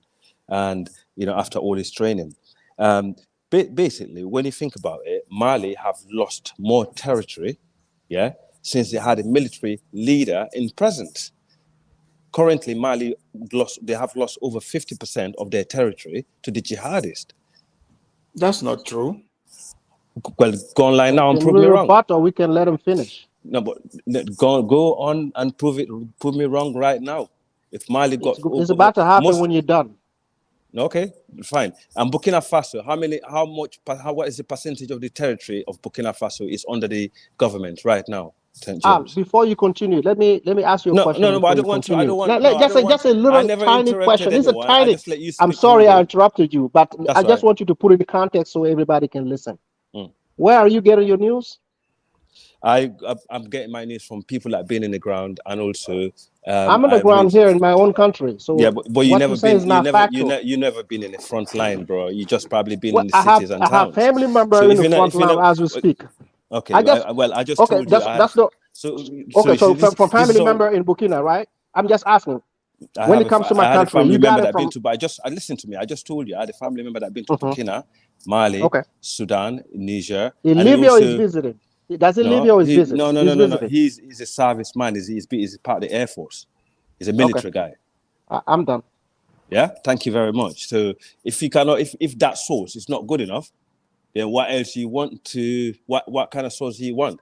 Sometimes people can be delusional. They want to believe what they want to believe, and come online and talk about, different kind of stuff to make themselves feel better and other people feel better. But the reality on the ground is what we need to focus on, because this is more serious. It's all right us coming here bigging up our little toy soldiers. Do you support Afrodemos, who trained these coupists? Who all these military juntas that we got in West Africa? Who trained them? Okay, what point are you getting at? The West trained them. They was trained by the West, and also who brought NATO to the Sahel? It was Mali brought the NATO to the Sahel. Who brought the U.S. Army base in West Africa? Ghana, yeah, for the so-called war on terror. In fact, Ghana is one of the. It's funny how no one mentioned Ghana here out of all the conversation. If Ghana has been reported, even in the Western press, how they've been obsessed with taking money from the West for the so-called war on terror. But really, truly, Ghana has been. They've been trying to use Ghana as a point of colony. Is Nigeria and ECOWAS showing themselves as French puppets? Well, listen, Nigeria is not as innocent as a lot of countries. Like I'm not saying innocent. Are they? A lot of countries in West Africa are not innocent, right? So first of all, when someone was saying, St. James was saying Burkina Faso was refused, proliferation from the West, that's not limited to Burkina Faso. When Boko Haram started around the early 2000 in Nigeria, Buhari went to Obama for the same thing, and they refused to give it to Nigeria and Jonathan, and they refused to sell it to Jonathan, and Buhari came to power. He went there, they refused to sell it to him. Let me ask you this. It's when Trump came to power. He's the one that told Buhari, whatever you want, just take it. Yeah. Let me ask you this. I know, like you're Pan-African, right? Yeah. Okay. So this is unusual in West Africa, where one country is threatened with invasion. Clearly, the French and America. This is, we've been talking about the Western power. So to foster Pan-Africanism, don't you think Mali, Burkina Faso, Niger, Guinea? So these are the countries that are forming the Pan-African Alliance. They want the French out of the equation to deal with just Africans, right? But yes. So I'm asking you, like, okay, what do you make of Nigeria? The side that Nigeria is backing, the French side. So what do you? I think say to that. I think the strategy of ECOWAS, it needs to be reconsidered again. And the reason why I'm saying that is because, first of all, Nigeria, of course, like it or not, they have the highest population in West Africa. In fact, in the continent, they have the highest numbers of troops in the ground. Yeah, it doesn't mean anything. No, but can I finish? Can I finish? Can be the when you were speaking, I did not interrupt. Can we have a civilized conversation? I never interrupted anyone. Actually, I've been waiting for so long. First of all, Nigeria, is bordered with Niger. Most of the insecurity in northern Nigeria is coming from that zone. And also, you got to remember, 53% of Niger, are Hausa. Yeah, most of the population in northern Nigeria are Hausa. So having to have a war between those two nations, it's a very complicated, war. You know what I mean? But Al, you're not answering my question. Al, how do you? So ECOWAS clearly. Do you want to ask me what my plan is? ECOWAS is doing the bidding of the French, because Mohamed Bazoum, he is the French, he's the French people's man. The country don't want him. The soldiers don't want him. Right. He's a puppet of the West. So how right? how can you so everything you say, so how can you justify, like you said, Niger have houses. So how can Nigeria justify going into this country to fight houses that live there when there's houses in Nigeria? Don't you think Nigeria should be backing Niger against the French? Nigeria should not be backing anyone, but should be backing Africa. It's simple as that. And hold on, no. Wait. Against. Listen to me. Can I finish? So Nigeria should not back the people of Niger. No. That's what I just said. They shouldn't be backing the West or backing Russia. They should be backing the people in Niger. But right? Okay, I did not. Hold on. I did not ask about the West. Niger is a sovereign nation. They have a person who they deemed as criminal in charge. He's corrupt. He's a it's very clear. They don't even believe he won the election. No. So the military, hold on. The military's job is to step in, and the Constitution gave him the power to, to take this man into custody, which is what they are doing, and the people support it, right? So the French, this is not, they don't like it. So, but how did NATO? Don't forget. Remember, it's not our so-called junta leaders that kicked NATO out of the Sahel per se. It's the jihadis that kicked NATO out because it defeated NATO. NATO been struggling in the Sahel. I mean, that zone. Don't take the don't take the zone, term jihadists, please. Don't take the term jihadists. These are terrorists. Terrorists. Okay, yeah. Terrorists. Right, okay, They're not okay. jihadists. So, okay, let's make that clear then, right? So just make one thing clear. That zone, you can never win military war in that zone. Throughout history, nobody ever able to conquer these people in that zone. It's like Afghanistan. Yeah, everyone that comes in that zone, no, but they will drag into the desert. Al, you're not answering this. Al, yeah. Al. Okay. So is Nigeria and Ecowas French puppets for this action? I wouldn't say that. I think people are very emotional about this whole thing because they're actually frenzy with military junta. Because none of these guys actually living under military rule. I did. I know exactly what it's like to live under a military rule. Al, you're not the only person. As a civilized human being, I would not like to be ruled by the government. Are you serious? You're not the only one that's lived under military rule here. I don't like to be ruled by the gun. I like to be free. I've been on the. You only been on the military rule in one country in Africa. I've been in multiple countries under military rule where the coups happen. Move from one, you go to another, military coup happens there. But my point is, what I'm asking is, okay, Niger, Burkina Faso, Mali, they believe, and from what people know, people from outside in Africa, in the West, the Western, Black diaspora, right? Even them, they've been talking about, hey, what's going on? Why are the French, controlling these territories, right? So now we see these people taking action, and they're about to succeed. They're like, French, you got to go. So the French are Europeans. They have nothing to, they shouldn't be there. Now, ECOWAS and Nigeria, Senegal, they want to come in, and restore a man that the people don't want. And this is the man of the French. So you don't think the, ECOWAS and Nigeria are puppets for this?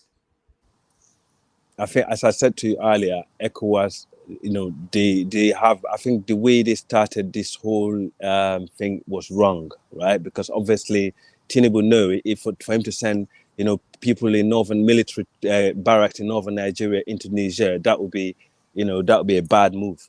And no, I'm not talking about the move. I'm talking about, you're answering something you want me to say whether ECOWAS is a puppet for actually being. So no, you already answered. By the way, you said they are not. But hang tight, right? We got other people can speak to. To be fair, you guys never let me speak. You just no, you will speak. Anyway, because I gotta. You see how many people are in the panel, right? No, it's all good. Okay, we gotta give them the opportunity to. Let's have Be Brave. I see you, only me. I see you.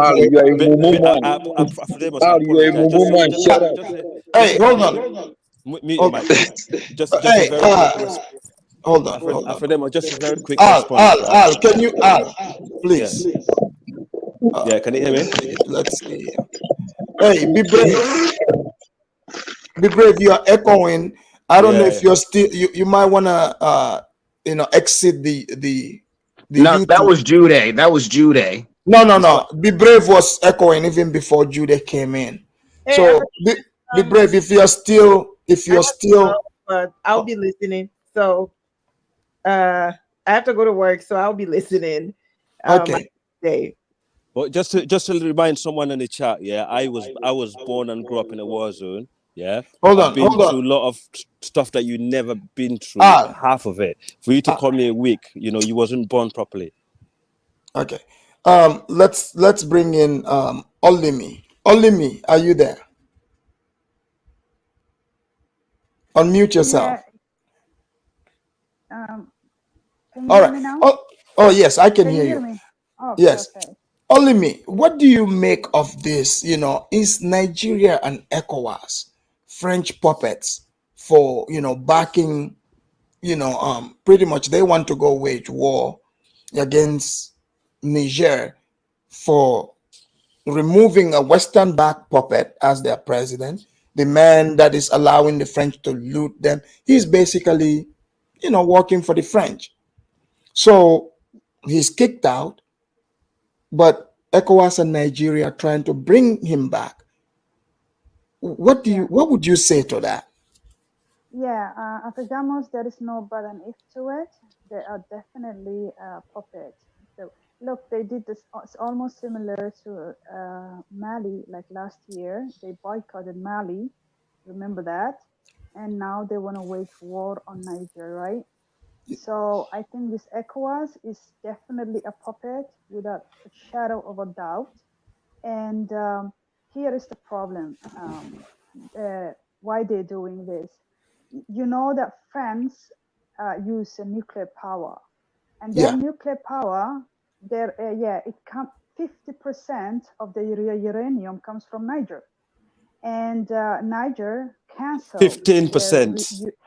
Al, don't interrupt, please. She did not interrupt you. Just let us speak. You can. Yeah, we can always go check out on it. Olivia, can you speak up a bit? Your mic is low. Yeah. Okay. Let me just shut off my head. So that you can hear me better. Okay. Yeah, that's much better. Go ahead. Better. So they cancel that, and that will spark a problem for France, because France, mind you, uses uranium and uses nuclear power. So of course, now that they say no, these ECOWAS are being the puppets and being used. You know what I worry most about is that this is going to turn. Look, Niger, as the brother before said, 50% or above are Hausas. Niger are actually Muslim country majority, so is Mali, right? And I was looking at Burkina Faso is about over 60% Muslim. So this could literally spark a freaking religion war at the same time, by the way. So I don't know if you guys looking at that angle. Oh yeah, absolutely. Most definitely. Yeah, I'm looking at that angle. Like this could also spark a. By the way, northern Nigeria is like freaking 100 million of the houses, and this could actually spark a religious full force war against. Yeah, because most of the houses probably, against the French, both in Nigeria and across the border. So seeing somebody back, a French puppet to come in, that might be a problem. You're absolutely correct. Yes, I'm looking at that angle, that this could also have that kind of effect, this dominant effect. So of course, ECOWAS is literally being a puppet, being used. Like they did that to Mali a year ago. They boycotted Mali, and now they're doing the same shit to Niger. And now that these countries are coming together, mind you, majority of these countries are Muslim population, and this could also, as I said. So what is the problem with ECOWAS? That's my question. Like I'm looking at, look, we are looking at this problem that Western puppets, of course, we understand that. But how do you want to are Niger and Mali not in ECOWAS? I'm not sure. But how do you want to wage war on your own group of organization that you? I don't understand how that even works, right? If you guys are in the same organization, that's like protected. But 100%. This is gonna be bad. This is gonna be really, really bad, and it's gonna be full force war, and that's not gonna look good for Nigeria and 100%. 100%. What Hold she on, Dirk, wait your turn, please. Go ahead. 100% what only me said. Oh, sorry. No, I'm fine. I'm fine. No, yeah, go ahead. Okay, let's bring in American First Rifleman, because Dart is trying to, jump over people he met, people that are already here. Go ahead, American First Rifleman. Is Nigeria and ECOWAS, would you see them as being French Western puppet? Talking about basically they could just say they are going to be waging war against Niger, Mali, and Burkina Faso for sure. Would you say they are Western puppet, or you have the same position as Al? Go ahead. I would say they're mostly Western puppets. Let's just be honest. They are. They go to the tune of what the Western powers say. Unfortunately, I couldn't hear only me at all. She always has the bad mic, so I literally didn't hear anything she said. Really, she was clear though. No, I can't hear. I'm never able to hear her. But anyway, there's some. She doesn't know how to use technology really. But Al was just saying a whole bunch of nothing. Just to be honest, I really couldn't follow a lot of what he was saying. He was just talking. But here's the deal with all these places, especially Niger. This is about French nuclear power, Russian influence, and maybe more or less the pipeline. But that's really like a down the part of down the list of issues.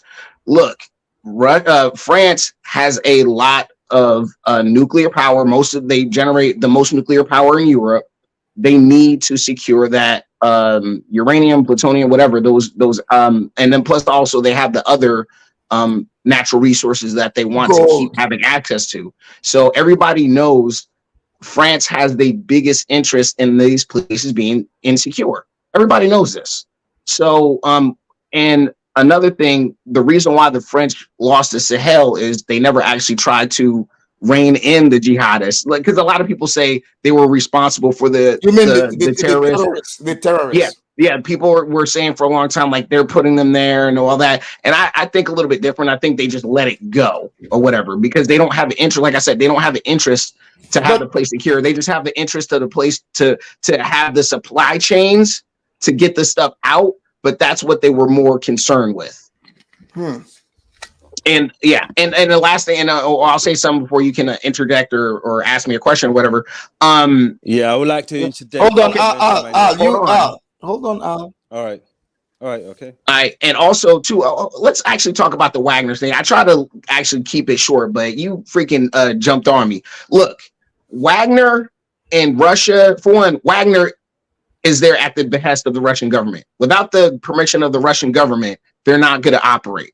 So let's just nip that in the bud. They're not independent. They're semi-autonomous when it comes to decisions on a battlefield. But as far as doing what they want, no. Everybody knows Putin calls the shots. So let's just keep that 100. So Wagner in Russia, people like them. The leaders are saying why they like them, because they're saying nobody's asking us about human rights and gay people when we ask to buy some guns and ammo and other things and other technological resources that they need.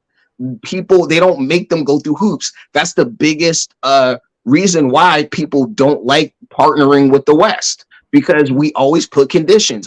Other people put conditions, but they put different conditions that leaders and the people either don't care about or just, are willing. But United States, for some reason, they're megalomaniacs. So American First Rifleman. Yeah.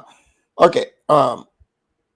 You said the French did not just focus on this, but these terrorists in the desert, right? In the Sahel there. Okay, where do you think they are getting? Who is supplying them? Because, Wagner. Like this, they are not just organized. Al, this is for him. Al, don't worry, you get your chance. Sorry, brother. Sorry. Yeah. Okay, who do you think is supplying them? There's a black market out there. I would say like Islamist, North African Islamists and people like that like that type of ideology are helping them. And also, if you have the money, people will give you what you want. And these groups, I don't know where they're getting the money from. I really don't. I mean, personally, I'm going to blame the people up north. I blame them mostly.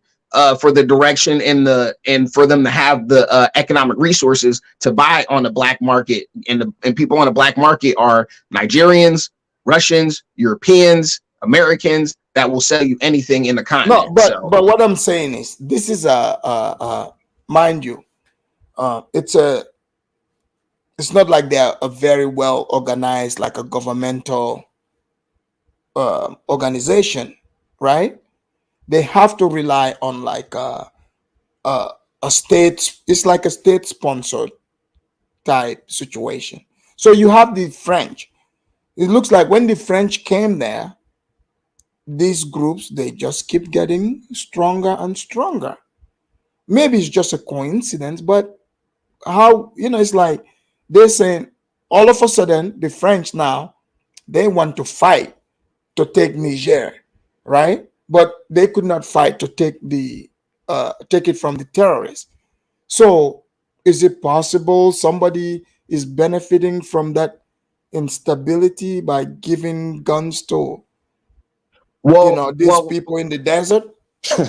well, like I said, unless there's direct evidence France has been giving to these terrorists, then I'd be like, okay, yeah. But like I said, they benefit off the instability just because a strong Niger is they're going to leverage that. They're going to be like, you're going to have to pay more for the stuff you want from us. That's Look, natural. they have the largest American drone base in Niger. How, well, that's just for intelligence gathering. Well, but what I'm saying, how come, the French were there to fight. They got a lot of intelligence. How the French were very ineffective. Well, also too, a couple of things. Let's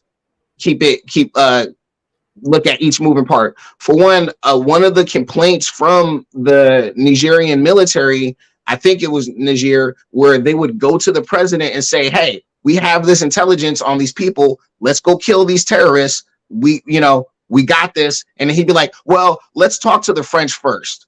And so that was one of their chief complaints. And then so like stuff like that where France is involved. But why would he need to talk to the French? Is the French his boss? The president was a puppet from day one. He has too close of a relationship to a lot of these leaders do. And another thing too, this goes in the same thing where I was like, oh, they were, the U.S. military trained them and all that. For hundreds of years, Africans have been getting educated in European institutions and military academies. Right. We know why they do that, but it's just like, that's just too simple of an answer. And also too, it's they want these places to be stable, but anyway, the main thing is, I'm saying, unless I see direct evidence France is actually doing it, like I'm saying, they benefit from the instability because a stable Niger is not in their thing, but I don't think they need to do. I think it's hold on, Afrodamus. I'm saying the unifying factor for why this is happening is Islam. I hate to blame Islam, but it's people from the north that ideologically want the place to stay Arabized or whatever. They're gonna help these people in the name of Islam, no matter who or what. That's the main thing. So that's what I believe. I could be wrong, and that's it. But I just don't see enough compelling evidence that France is flying in the AKs and all the equipment and the Toyotas to them and giving it to them. I just don't see that. But I'm not saying it's out of possibility.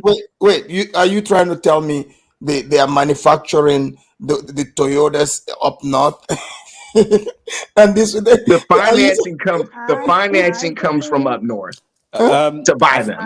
Afrodamus, the Algerians, were the biggest partner with Wagner in Africa. Because I don't know if you remember the war in Algeria, against terror. It was terrible. And Libya, right? Okay. Something happened to you. Let's bring in Dart. Dart is Dart. Yeah, are you there? Yeah, I'm here. Dart, is Nigerian ECOWAS French puppets? Currently, of course, they see me like puppets and all that kind of stuff. I will first start with Al is talking nonsense. He's waffling and has no resolute point and all that kind of stuff. He's no resolute. He's analyzing, but he's not coming to a conclusion that's resolute. Now, for only me, I agree with you, and Rifleman, I agree with you.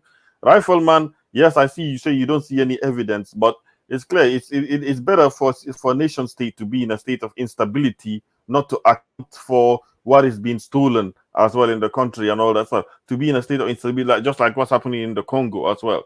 So I take your point on that. And with only me, I agree with you in the sense that most of the arguments people use, some people use, oh, ECOWAS must invade so that ECOWAS can show that we mean business, so that we can show that we are an organization that means business.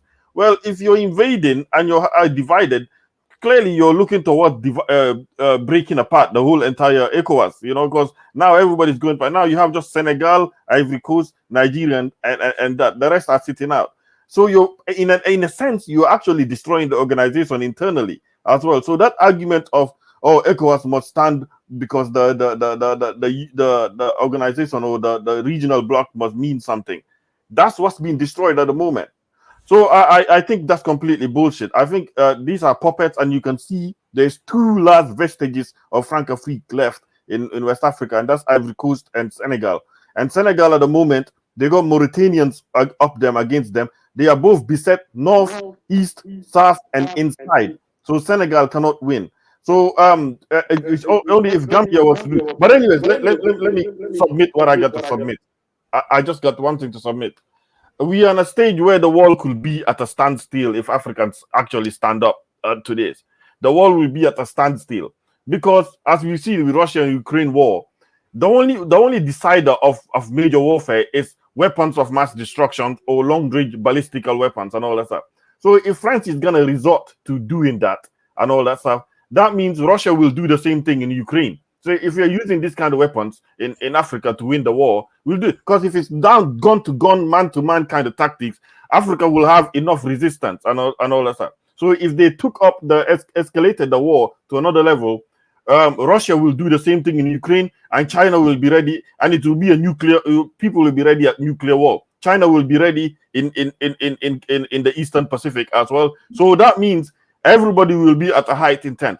So I think if Africans stand up right now and choose to fight this thing, it's gonna be it will bring the world to a standstill, because the French won't win, because the amount of Africans that are motivated to join this battle is completely at an immeasurable level. A lot of Africans, not only from Niger, everywhere, are ready to join this kind of battle. Yeah, but so are you saying the other Africans will then be fighting, France against? They will be fighting France and Nigeria and Senegal, because those the ECOWAS troops. Hold on. Yeah, first it seems Nigeria and all that kind of stuff, right? It seems Nigeria. So what I always said to Tunaja even yesterday, Tunaja, what if Nigeria, wouldn't it make more sense if Nigeria had a more resolute stance to say, yes, I know they do coups, but let's look at the reason. Let's challenge this relationship that they have. This relationship is what's causing the coups to keep coming back and all that stuff. Let's address the issue at the real core. If Nigeria had that more resolute stance like that against anti-colonialism, against this neo-colonialism, it will serve to unify the region as well. If Nigeria did that, what's the worst France can do? Would France and the United States then invade to kind of remove an African president? If they did, then you would see a whole African contingent from all over the planet go to West Africa now to defend the country, because that's what I'm seeing. Do you understand what I mean? And if they took the war to another level, Russia could do the same thing to Ukraine, and not just Ukraine. All of Europe will be besetted by that. So the war will become in a standstill. The war will come to a standstill if that war was escalated from away. So France is not going to invade. It's not in the zeitgeist. France will not invade. It's up to Nigeria, Bola Tinubu, to get off his high horse and get off his ego and hubris and realize that this is a wrong move to do. Nigerians don't like it. They are not going to win. They are outnumbered. They are outnumbered by the many nations that are surrounded. They will not win. Because many of the nations that are sitting out, they will not win. It's annoying, really. It's really, really annoying. But they will see. If they want to try, they will see. They will definitely see. Okay. All right, thank you. Let's bring in Be Brave. Add something to it. Yeah. Go ahead. Is my mic working, Afrodamus? Yes. Be brave. Are you versed with Africa? Am I what? Are you versed Anyway. on this topic? Are you versed on this topic with Well, African stuff? I'm versed on world domination, sir. Aphrodamos, you know, when it comes to people speaking so assuredly of what this is going to happen with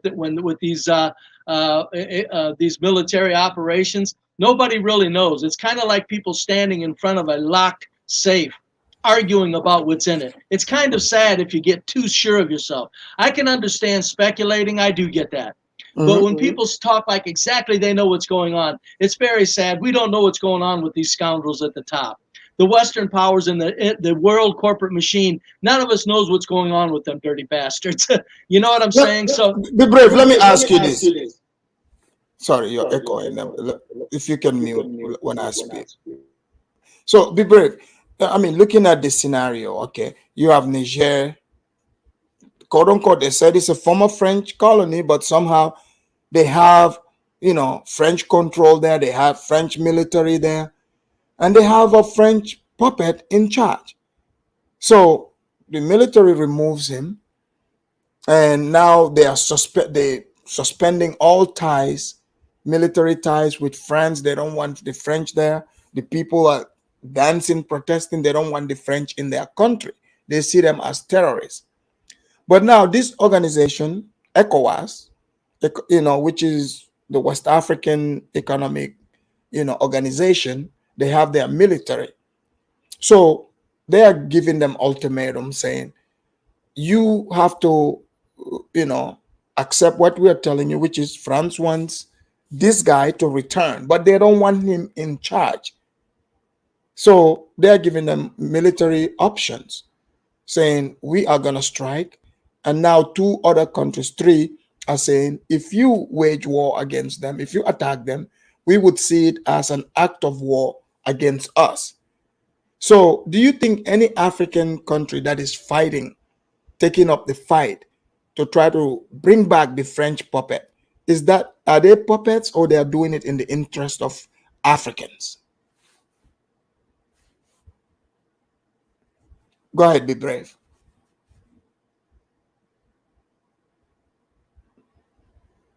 Oh, be brave. Go ahead. I think he left. Can you hear me now?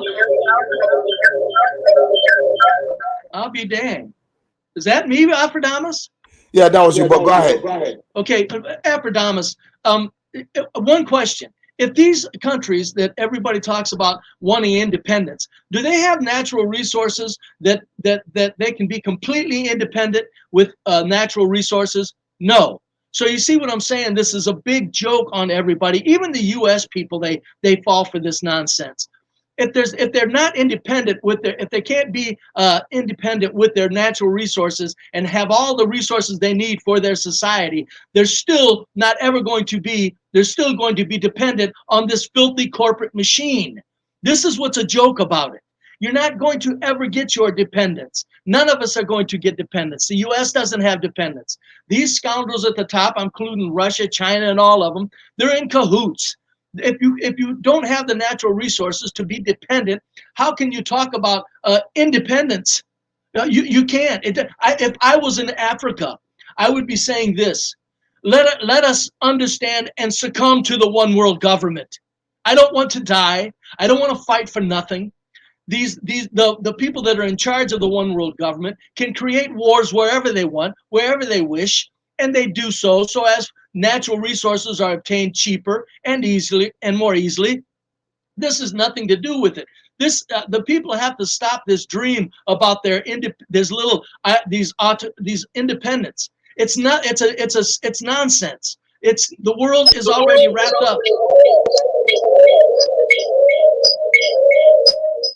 It's been wrapped up for 100 years. So my point is when you got Nigeria with the Western powers, Aphrodamos, I say the Niger, when they threw out when the people got rid of the guy that the French favored, I wouldn't doubt if the French didn't set that uprising in motion. They're so scoundrel. If there's resources involved, these evil, rotten people at the very top of the one world corporate machine will do things that would blow our minds if we really thought about it. So my point is, it's so sad to see powerless nations like in Africa trying to talk about independence against this monster that has been honed and refined for 100 years on the planet. People in Europe are catching on. They know they're not. They know that they're done. Germany knows they're done. Russia knows they're done. None of them talk about independence. None of them. They all know that when it comes to natural resources, there's this thing called that you rely on natural resources for your economy and everything that your country involves itself in. Those natural resources are spread around the planet.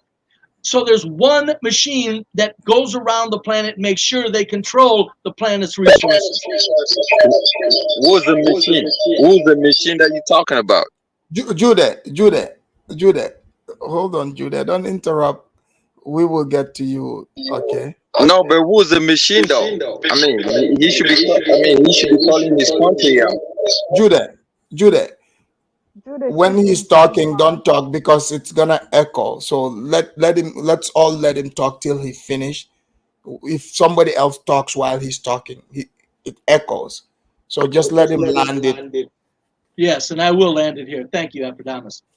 I'm saying, listen, we got to stop this childish nonsense that we all think of on a planetary scale. You got people here in America that think the Democrats and Republicans are real. I mean, we're so stupid when it comes to this. I'm going at a global human society. Let us understand that there is a throne. That throne has control. Nobody's going to take it out. The only thing that's going to take that throne and take that throne, the power away from that throne, is a cataclysmic asteroid smacking the planet and everything starts over.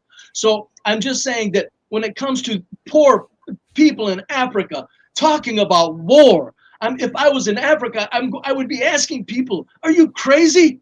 We don't have infrastructure in shape. We don't have nothing in shape. And we're talking about war as if after it's done, that the people, the powers that be, even if the people won their war and got their independence, do you realize how sanctions could destroy that country without warfare? It's just, it's what's going on here is a stage act for resources. And that they're leading people to war is so sad, and it's just evil. This is why I think my white people on this planet might be the most evil damn people on this planet, Ephrodimus. I'm not sure. Thanks, buddy. Thank you. Yeah, all right, let's bring in I got a was the one question. that started. No, Guys. Can I go? Man, guys, come on, man. Show some decorum, man. Like if the host is trying to set the conversation, people need to stop saying I'm for something. We're having a conversation, guys. The mics, when we talk over each other, it ruins the conversation. Okay. St. James, are you there? Yes, I'm still here. So, St. James, what do you make of what hold on. What do you make of what Al's Judah, can you please mute your echoing? What Al's position and what you heard from Be Brave. So Al was saying that most of Burkina and Mali, he believes they are under terrorist control.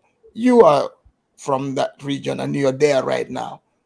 What's your take on Al? Even Al is waffling. He's saying Nigeria and the Ecowas, they are not puppets. Can you address that? You got me totally wrong. No, Al, you respond. You are here. Don't worry, Al. No problem, bro. Yeah, you will get your time. After there is two groups of Africans, right? There is one group of Africans that just call or get the news from their own town and their own people, and another group of Africans that prefer to get the news from the foreigners, So these are two groups. So you want me to respond to Art while I was telling him, I live here, and I know the percentage that it is giving about these terrorists controlling our land is not factual, and he want to debate me. So I'm not gonna give him much of my time, because I know Al is watching a lot of French controlled news. So if you remember, back in Al, take it easy. No if you remember, Ephrodimus, back in 2013, 2014, you used to get the news that was coming from Mali, right? Right. Entire town being wiped out. mosque being destroyed, military being killed and burned. You saw all that when the French were there. The only action that the French did that the Malians still respected today was when the terrorists decided to march through Bamako, the capital city, and the French helped stop them. That was all they did. After that, nobody knew what sides the French were on until the current president found out they were not being truthful about all the things that they were doing in Mali, and they decided to kick them out. After that, Damas, did you see any news about an entire town being taken over by terrorists, mosques being destroyed? Okay, so that's enough for us to know that these terrorists are not controlling much of the country. Even when the French news tell you that they control, do you know that these terrorists, they come, they destroy what they can destroy in that little village, and they run back in the forest. They don't even stay there. So they're not occupied, they don't occupy. They just occupying or whatever. It's not true. It's not true. For be brave, right?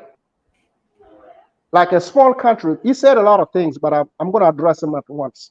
A small country has a right to dream. America didn't get bigger overnight. Like you say, in the poor countries in Africa and whatever you may say, I agree with you. But we have the right to dream, and we have the right to align with whoever want to align with to protect our resources. The same way America is doing to protect themselves, and the same way the Chinese and the Russians and the Great Britain is doing to protect their resources, small countries in Africa will want to do the same thing. So these are steps that we believe we are taking, and we are leading the right directions, and it's going to keep going until we grow better and become more powerful. Everything else, it doesn't count. Awesome, that's all I have to say for now. All right. Okay. I'll go ahead. Yeah. St. James, a lot of the stuff that you said, yeah, your mindset, I'm with you. You know, it's not like I oppose to a lot of the stuff, but some of the stuff that you said is not factual. It's not a secret that, you know, from the middle belt of Mali all the way to the north to the Algeria border, where the terrorists stem from, you know, where we know was the base of Wagner. And Wagner is the one that's been arming these guys, you know, for years. And they armed Libya, they armed Algeria. And then obviously, you know, the issue in Mali, in the north. Didn't the US, no, let me add. You said the Wagner group. No. Who gave weapons to the people on the ground to destroy Gaddafi? No, that was NATO, right? That was France, America. I touched on that earlier. In terms so you believe this war is not going to be fair, right? It's not going to be fair. So do you understand?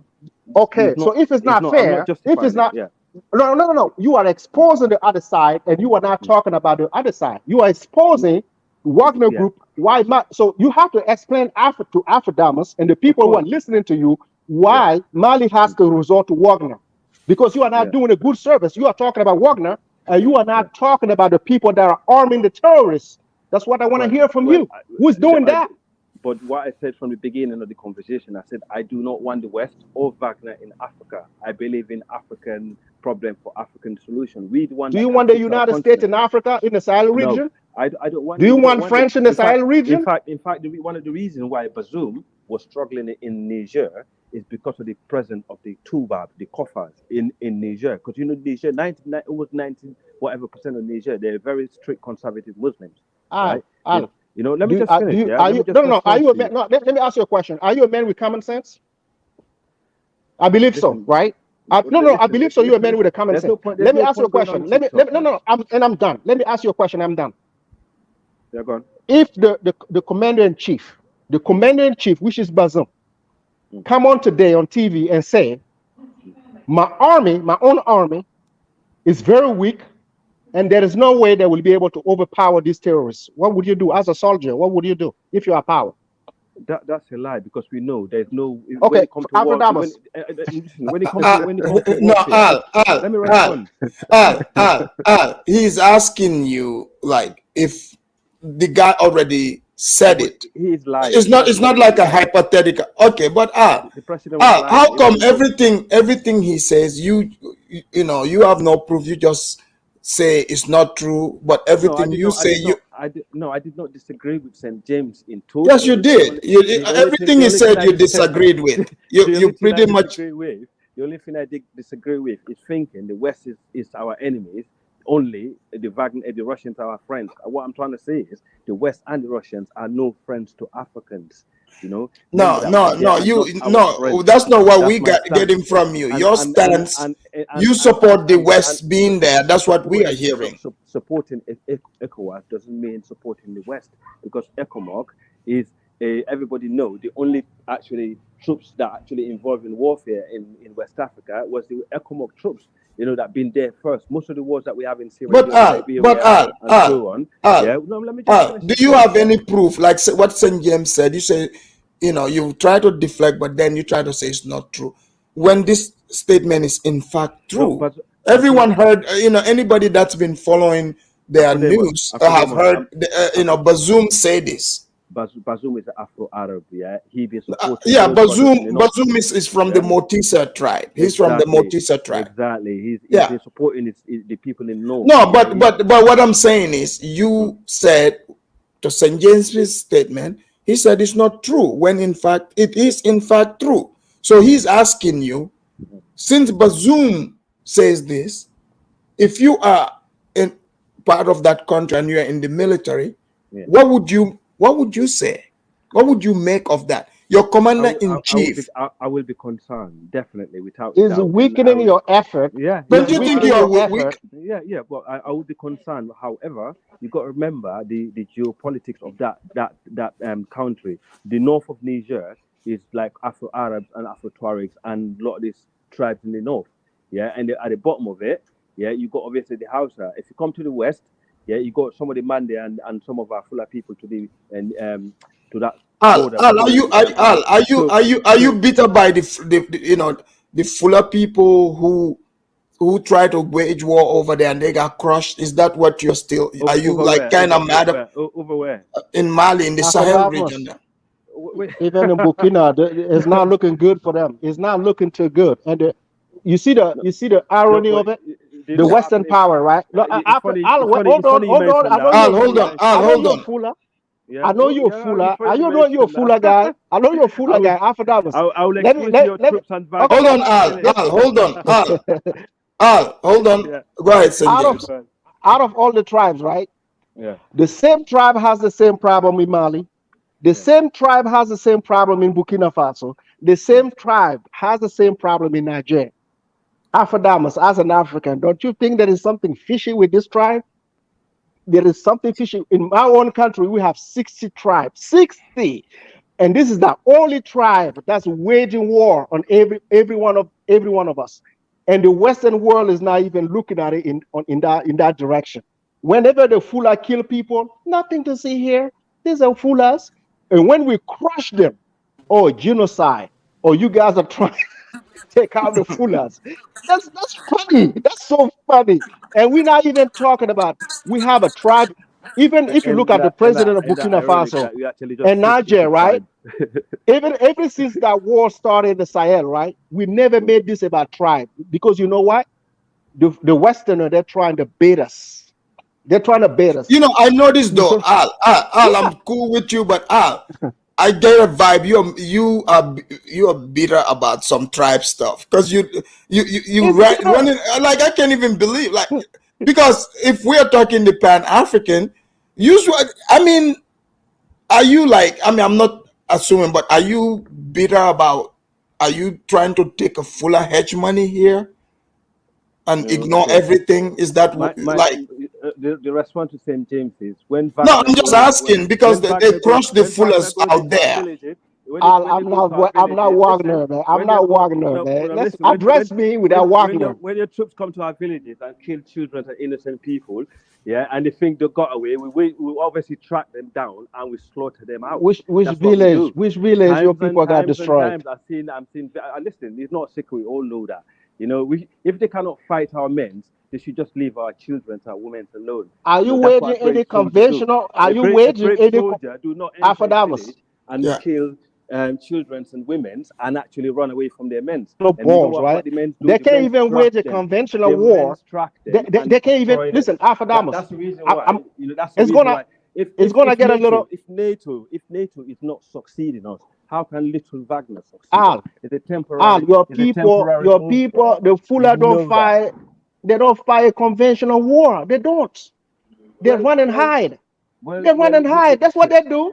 So if you believe in the Fullers, right? Listen, listen. Our people in the Sahel region, right? No matter what it takes, this is going to get settled. I want you to go to bed tonight and understand this. This is going to be settled the right way. Whether it's going to be a lot of killing or it's going to be a lot of peace, I'm just telling you, we're not going to back down. We want these friends to get out so we can find out who's giving you the weapons. So when the friends get out of the Sahel region, this is going to go quick. It's going to. If Niger was the Fullers, West Africa will be taken over by jihadists. If Niger it's not possible. It's not possible. Listen, you cannot control your territory. How can you even go into another country? We control it already. What you guys are? You don't. Mali or Burkina Faso have lost their territory. They lost everything. What they do is to go to a poor village and kill the villagers just to make a statement. So do you think we should be worried about this? Are you? Come on, man. No, the Fuller don't fight conventional. Russia, yeah, and come to fight a little tiny tribe full of people make about tiny. We don't even fight them. 90% of. We don't even fight them. That's why it's taking longer. We don't even fight them. Come on, Afadamas, Mali and Burkina Faso, we protecting ourselves. We're not even looking for them. We're not even looking for them. We're protecting the poor villages. But when we come across them, we have to. Why we have problem with this areas is because we do not take. We actually take. You cannot dominate. You cannot. Hold on. Look, hold on. Al, I got the view from what you were saying. You were dancing around it, and I suspected it's the Fuller thing, right? No, okay, that's what it is. Because Al, here's the truth. Al, wait. No, Al, here's what happened. If those Fullers don't want to do the Pan-Africanism thing, these countries, they are in these countries, and these countries are fighting wars. And over there in Mali, they got up, they think they can rise up against the army, and they crush them. So you cannot say it's babies. And no, these were not babies. These were men. Hold on. No, you guys thought your people there, they thought they were gonna win. They started the war and they crushed them. You see our president who said he's not taking the meeting, right? Right. It's all war, right? You saw it, right? You say I'm not taking the meeting, I'm not negotiating. It's all war. How can you go and fight another person? Common sense, bro. You can't listen, it's not common sense. It's common sense. Somebody that hit and run is a coward. You come from coward people. Your people are cowards. My people, listen, if you call them to fight, they will show up. They're not going to run away. Your people run away. That's you come from coward, man. You got to agree. Just agree today. Your people come from coward. What tribe? You calling me? I come from coward. What do you call? You say you Fuller, right? You're not even proud of who you are. Not alone actually trying to pick on someone else. Listen, man. We've been to Freetown, man. There's nothing in there, bro. My people have been in Freetown. See? How can you? That's why you getting all personal, you see? And now you want to talk about no. You get personal with the Fullers, man. I said listen, everybody, Afadamas. I try to make the case, right? Remember when I said the Fuller are well protected. Every time we touch them, the Western world talk about, hey guys, you guys are doing this to the Fuller. We don't even want to touch them. Trust me, we don't. They always try. Listen. They have the same problem in Niger. They have the same problem in Mali. Have the same problem in Burkina Faso. That's why I'm asking you, why is it so personal with them? It's only Mali and Burkina Faso. And I think Cameroon. Go ahead. Yeah, it's only Mali and Burkina Faso. That's because of the even Niger, right? And Ghana. No. It's only Nigeria. But Al, Ghana just kicked out some Fullers out of Ghana. Afadamas, who took them? Who took them when they kicked them out? We took them. Yeah, you guys did. So come on, man. Afrodemos, when ugly head Ghanaians used to have no money, when Ghana used to take a toothbrush to the shop to buy toothpaste, they used to come to Sierra Leone as beggars. We gave them house. We educated them. Yeah, but Al, why do you think Ghana? Al, problem with us. Why do you think Ghana kicked them out? Al? Do you know what the Ghanaian said? Do you know what the Ghanaian said? Let me answer that. Do you know what the Ghanaian said? Yeah. The Ghanaian has they had a problem with the Fuller in the past. You know what they said now? Wherever the Fuller goes, man, chaos will follow. That's what. There you go. There you go. We live with them, and we live, and we Afro-Dabos, we've been living with them with peace. Peace. My tribe is the biggest tribe in my country. We never tried those people. We never, like, listen, they came out of nowhere trying to kill our people for nothing, no reason. Do you think 60% of the population of my country, which is mostly tribe, do you think the Fulani stand a chance being 2% of the population? Do you really think that can? It's not even close. In Burkina Faso is a tiny, mini population. Yeah. Right. That's why we don't want to kill them.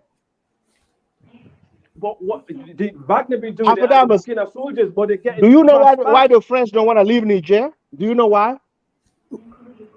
Why? The former president of my country, right? He used to host the Tuareg from Niger. They used to come. They used to host them. So we know the situation very well. When they attack our people, they go and rest in Niger. That's what they do. And the president of Nigeria, you know what? Even with Mali, right? We are borderless right now. Our military can go to Mali. Hold on. Our military can go to Mali 24/7. The Malian military can go to Burkina 24/7. You know where they cannot go? Niger. And I'm asking why. You cannot. That's what I said to you. If why being warlord, man? We're protecting you. And Mali's over. I'm telling you now, bro. You over have where? A single leg to stand on. If that country fell off. You know, Al. Now, as Al, you're not going for. You're not supporting the African thing, West Africa. You are supporting. Al. You know, in Africa, this is. But Al. Hold on, Al. You said something in the beginning that was wild, right? And you are exhibiting it. You said, you know, there was the small tribe that brought the Portuguese in, you know, and you see what I'm saying? But all along, you seem, even your approach to it, if I'm wrong, correct me, but you don't want to talk about, even, I'm surprised, you supported ECOWAS, you know, so you technically want this war to take place so ECOWAS can come and crush Mali and Burkina. I suspect that's what you want. Yes. No. Yes and yes. You are getting it from the wrong angle. Can I say something? I've been politely listening. Hold on, Al. Hold on, Al. You've got to say a lot, sir. Hold on, Al. Hold on, sir. Hold on, Al. Hold on. No, we've been listening to you for quite a while, sir. Can I just have one comment, please? Please. Okay, thank you, sir, for your permission on Afrodamus's platform. Listen, part of Pan-Africanism is telling the truth and actually understanding and acknowledging the reality of what's going on. And it seems consistently like, Al, I've seen you for a few months in these YouTube streets. There are times you're concise, you have some pretty decent ideas, but lately I think you've been blinded by the tribal thing. Okay. Like, look, when I first started learning about Africa, Fula and Fulani kept coming up over and over and over again. From Eastern Africans, from West Africans, North Africans, somebody always has something to say about y'all for whatever reason. So to me, I remember when I was a kid on the playground and it was 5 people saying, hey, American First Rifleman, we don't like you. You're doing this stuff. We don't like you and we're going to kick your butt. And I was like going to my mom and the teacher's like, oh, everybody's against me. Why are they against me? Oh my God. It's like, well, it's really probably you. If it's all these independent people not like, so I'm just going to say that comment. I'm not an Africa expert, but I'm just going off of what I see. And then the second thing I wanted to add in that I didn't get to add into my diatribe in the beginning is it's the second biggest reason why the West wants to get involved is because they fumbled the bag being influential in Africa and actually getting closer to Africa They wanted to be in the Middle East, doing whatever the hell we wanted to do there for the last 20, 30 years. Now we're refocusing on India, refocusing on Africa, and the Africans don't like us for very good reason. They don't trust us. They shouldn't trust us. And so they're mad about Russian influence. Russia just came in, glided in, and they're getting all types of resources. They're getting prestige that other people want, and people are hating. And that's a big thing besides the nuclear aspect. So that's another reason why people are going to be like, oh my God, these military juntas, even though the US has a history working with military juntas and all these damn genociders and violators of human rights. We have a long history of that. We're cool with this guy, but not this guy. So everybody knows the hypocrisy. So at the end of the day, and the last thing I'm going to say is Niger has to protect Niger, okay? Leverage what y'all can. If Russia's going to give you something to leverage against the West so you can defend yourself, do it. Look, I'm with the people on this one because the West has been going around too long and imposing things that on people that don't benefit the people. At least with other instances, they'll let the people benefit at least a little bit, let their economies flourish, get systems in place where they can be prosperous and feel safe. But other places, they'll just take and not. So the West, that's what I'm saying. I'm rambling a little bit, but it's just weird to me that we want to get on African juntas, but we'll go to some Southeast Asian island country like Suharto, and he's our best friend. So exactly. I just say, a quick second, and then we'll let Mr. Africa speak before we close. No, I mean, to be honest with you guys, when if you go back to the conversation that we had, we're not in that much disagreement here. The only disagreement I actually have here is with my brother St. James that brought tribe into the conversation, because I definitely I agree with what he said. My people and his people be living together in peace for thousands and thousands of years in that area. From the cotton days, picking cottons and making clothes and export it all over the Sahel. That's a written fact. And unfortunately, that zone where you look at today, in the entire Sahel. The Fullers did not pick cotton. Come on. Yeah. No, the Fullers were not farmers. They just roamed. They roamed with their cattle. The way you talk, I don't think they don't farm, man. I don't think you know that much about. I'm from West Africa, trust me. I don't think you are, but you live in I'm just keeping it real. No. Look, I'm just telling you. Even in Ghana today, Cameroon, these other countries, go look. What is the issue they're having with the Fullers there? Go check it out. They're not into farming. Go check it out. But the reality is, when you are, we're a dispersed tribe. Yeah, that's one. And because we're dispersed, as he mentioned earlier, this is what happened. When you listen to so many stuff, you become blind of the reality. But they are not dispersed these days. They got their own territories. Yeah, no, but we are. We always had our You're own in territory. several countries. You're in all the countries. Yes, exactly. So Al, you can be mad at that. In Mali and Burkina Faso, I know you're mad. Your people want to start. They think they can. I think they're the Kurds of Africa, Afrodamus. They're the Kurds of Africa. Any fuller person that get involved in jihadi business, fighting with Tuareg and Arab, and coming down to kill other people. If they get killed, that's their own fucking business, bro. I don't give a shit about them. No, but you were mad. You called it a genocide. No. The reality is.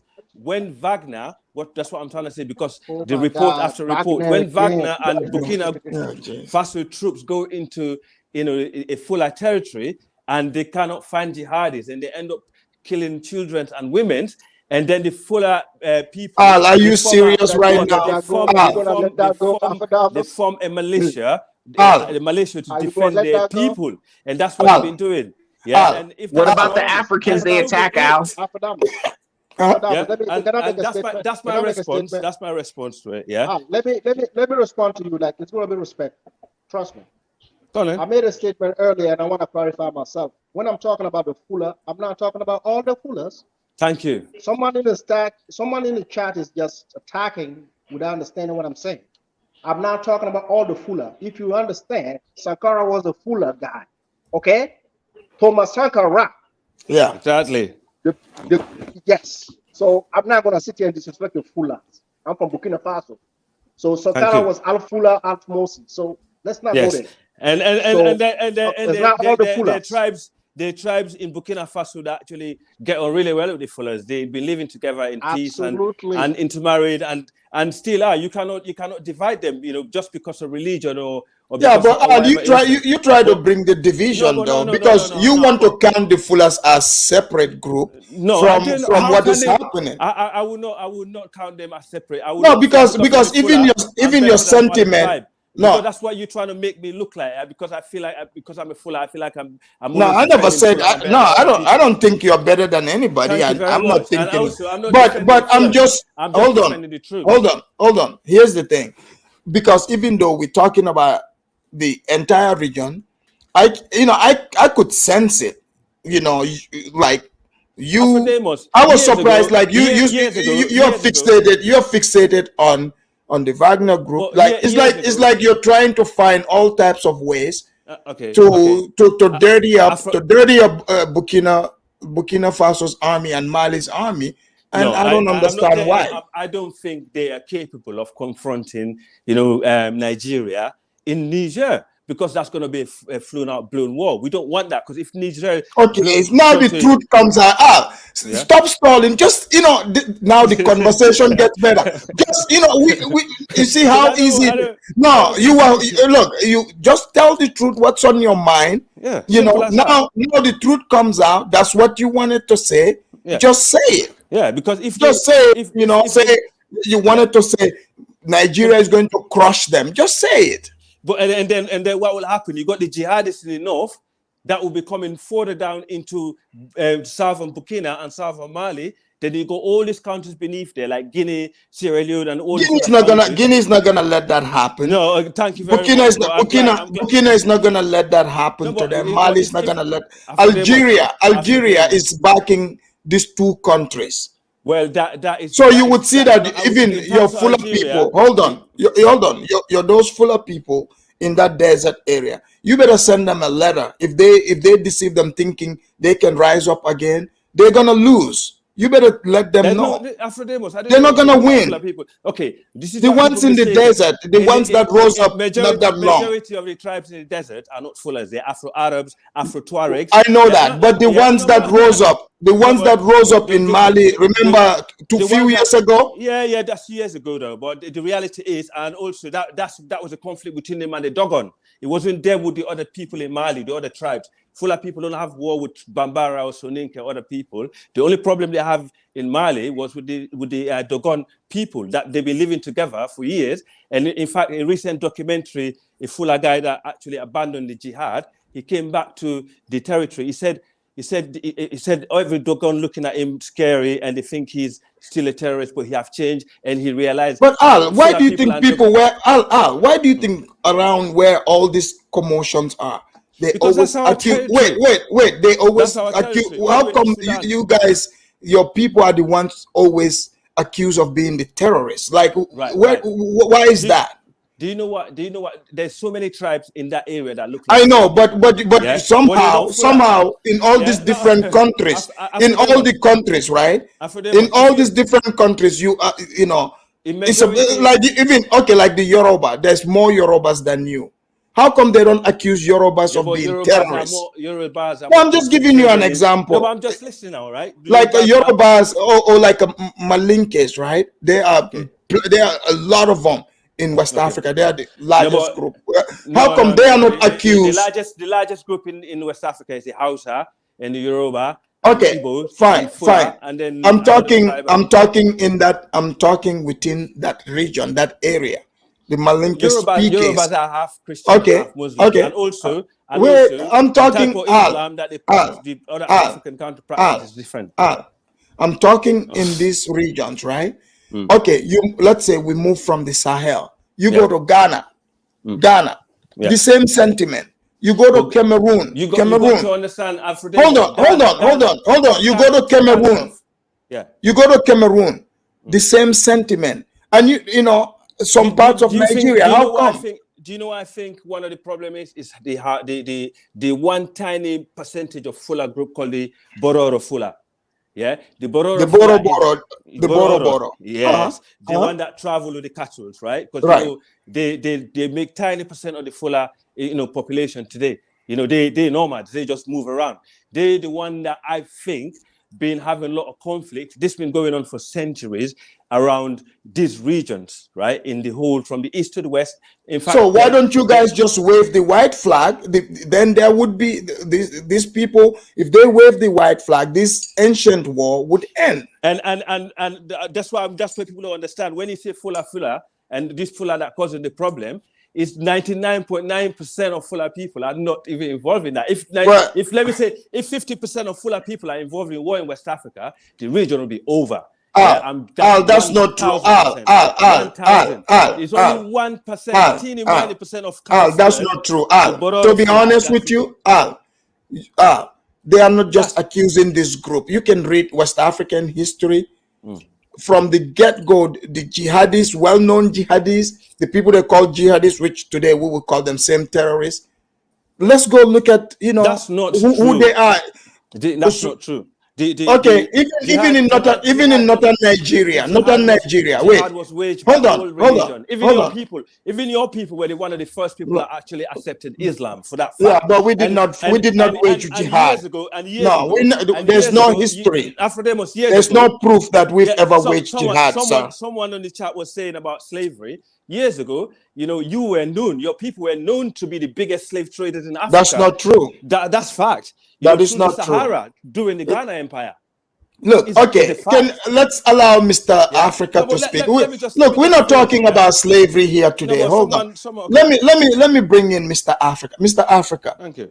You've been waiting quite some time. I can't believe a Fuller guy accusing me, saying my tribe was slave traders. Your tribe, literally, the white people, go read their books. They would tell you who their partners are. Literally, you can read this. There's not a single tribe in West Africa that wasn't involved in slavery. The one tribe that wasn't involved in slavery in Africa, West Africa. That wasn't the Jolas. The Jolas were not involved in slavery. The Serere were not involved in slavery. How many tribes in West Africa that was involved in slavery? The Fuller for sure. Some of the houses. For sure, the Yorubas. You have the Fantis, the Ashantis. Yeah. Okay. Mandinka. Yeah. And that's it. Igbo. That's Igbos. Yeah. Akan. Well, those are Fantis and if you go to the coast and when you talk about the I just told you the coast. So that's what I'm saying. When you go in the books, if you go to the coastal Africa, the coastal African tribe were the biggest slave traders. Yeah, well, I just named them. Okay. Hold on. Sahara. Wait. And all the other tribes were engaged in the Sahara. Those that cross the Atlantic, you have to look at the coastal tribe and leave Fullers alone. You just told on yourself. Let me uncover this. You said so you notice in other regions. Our ancestors. Tribes, hold on. No. Wait. Don't deny that. Wait. You just told on yourself. If generally the coastal tribes are the ones involved in slavery, and you guys are not a coastal tribe, how did you become so well known by the white people that they put you in the book that they were buying slaves from you? And you're not a coastal tribe. Like with the Fantis, we can understand they live on the coast. Right? Some of the Malikas, they live on the coast. You guys are not coastal people. How are you? Because around Sierra Leone and Liberia, go read the book. The slave traders there were, in fact, Fullers. But let me bring in Mr. Africa. Let's not. That is not true. Hold on. I learned here in the street school. That's not true. You lie. Oh boy. You know what? Do I have to do the history on this? Yes. Do I have to do a show on this? I will. That's with my okay. Pleasure. Let's allow Mr. Africa. Let's get back on topic. Mr. Africa, are you there? Yes. Good evening. The amount of time you said "al," like I was just laughing. Like My goodness, Al doesn't let you talk. That's where after when they get the Sonika and the Fuller together, bro. Don't worry, bro. Get used to it. So, anyways, about the topic, like I wanted to add that yes, of course, the Ecowas, they are French and West puppets, and there's not much they can really do, because most of the government in the Ecowas themselves, they're very corrupt. So it's one of the reasons, like, they're trying to kill this Pan-African spirit that seems to be going around. So on the topic, that's all I have to say. But I really wanted to respond to our brother American first. When you asked him about who's supplying the weapons in the Sahel, and then you said something about the French, and then like he said, no, there's not much evidence to that. But then like he added on that. It's all because of Islam, but yet again, you don't have any evidence. It's all because of Islam, and also we have to remember agenda that that's going on in West Africa at the moment. Is that is Muslim versus Christian, that sort of thing that's going on? It's not. It's not against Christians. It's not. And Al, why are you so extreme with everything? Why do you go to the extreme? Well, that's what I'm looking at, Afro-Demus, you know what I mean? Oh, jeez. Okay, let Mr. Africa finish. So I just wanted to respond to America first. I just want to tell you that although these terrorists, they seem to be using Islam as an excuse to fight and like kill people, but the reality is, like, Islam, they are not even a fraction of the Islam population, of the Muslim population. So I don't think it would be fair for you to say that all of this is happening because of Islam. That's all I wanted to add. Thank you. Thank you, Mr. Africa. Can I interject really quickly? Go ahead. I get what you're saying. Obviously, the planet has over 1 billion Muslims. So if there was a large majority of Muslims that wanted to be violent and engage in terrorism, things would be very bad on this planet. So we know that, Mr. Africa. But the thing is, in that region, and the people that keep getting into firefights with the authorities or foreign powers, whoever, usually have one religion. Okay, I'm just putting that out there. I'm not saying it's Muslims' fault, or no. I mean, maybe I could have worded it better, but the common denominator is people have a grievance and they are on that Islam. What can I say? We would be saying the same thing if they had a Bible or if they had you're right. We are right. But then, like, they are not, they don't represent the religion, and also they're an extremist. So, like, well, it's easy to say that, but people see Islam, people see Muslim in Africa. Yes, I mean, but they are extremists. Look, yeah, like, you know what I'm trying to say. Like, I don't think, but it seems like you're making excuses for their extremism. Instead of joining with me and just saying they're extremist, Muslims or whatever, but you're like offended. And like, most people know most Muslims aren't going out blowing things up, because most Muslims and people that follow Islam are not terrorists. Everybody knows that. That goes without that. Like, literally, you don't have to say that. All I'm saying is that you could word it better. And the other thing is, like, I can agree. Also, this platform is just not about, sharing. It is about sharing our opinions, but at the same time, we should also learn from each other, from one another, So I'm just saying, like, it's not a fair statement for you to make. Of course, like, there are like a lot of Muslims in the platform, and maybe most of them don't want to get on this, don't want to come here and like speak.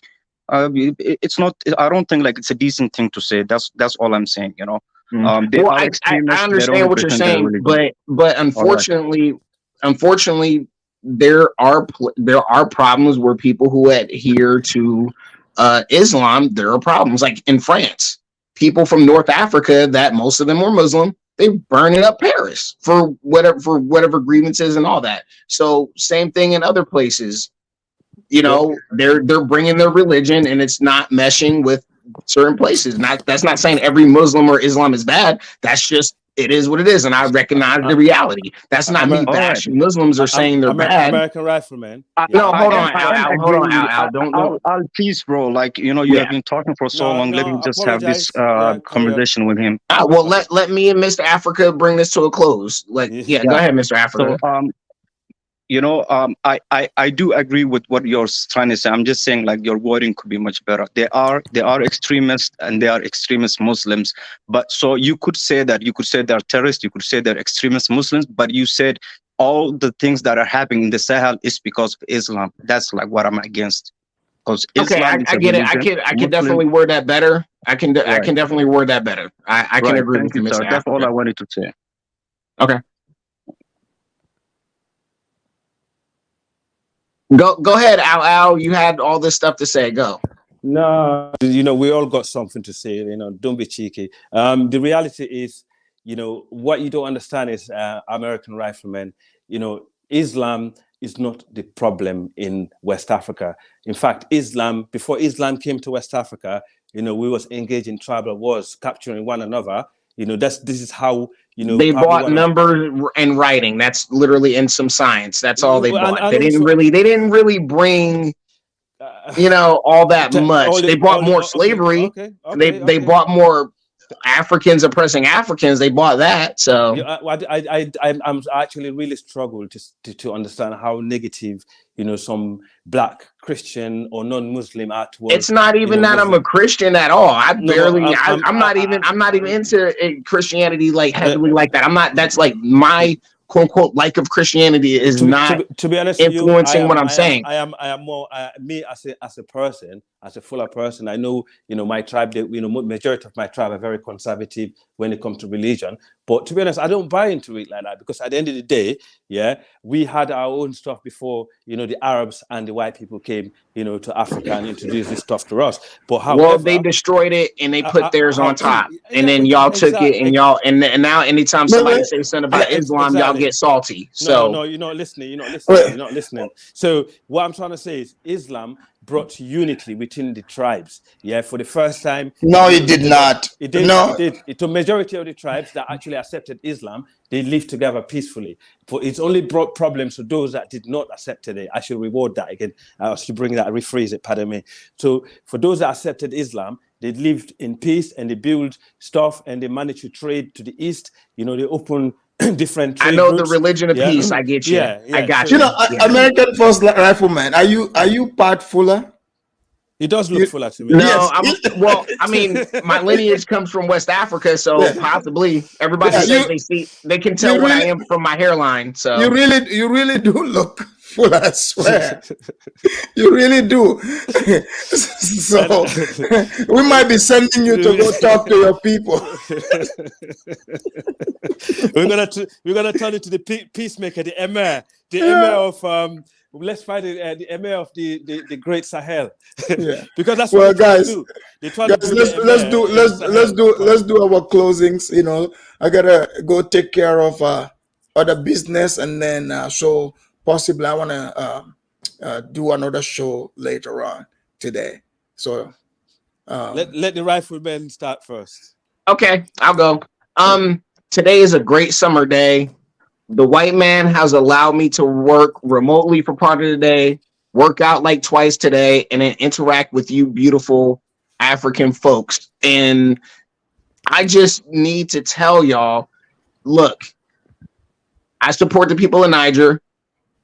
Develop the best you can. Look, there have been other peoples that have lived under military juntas that have been able to develop in an equitable way where they didn't full out just genocide their own people. They bought order and they bought in the economy. See, look, remember what happened in Chile when he took over his country as a fascist dictator and all that stuff?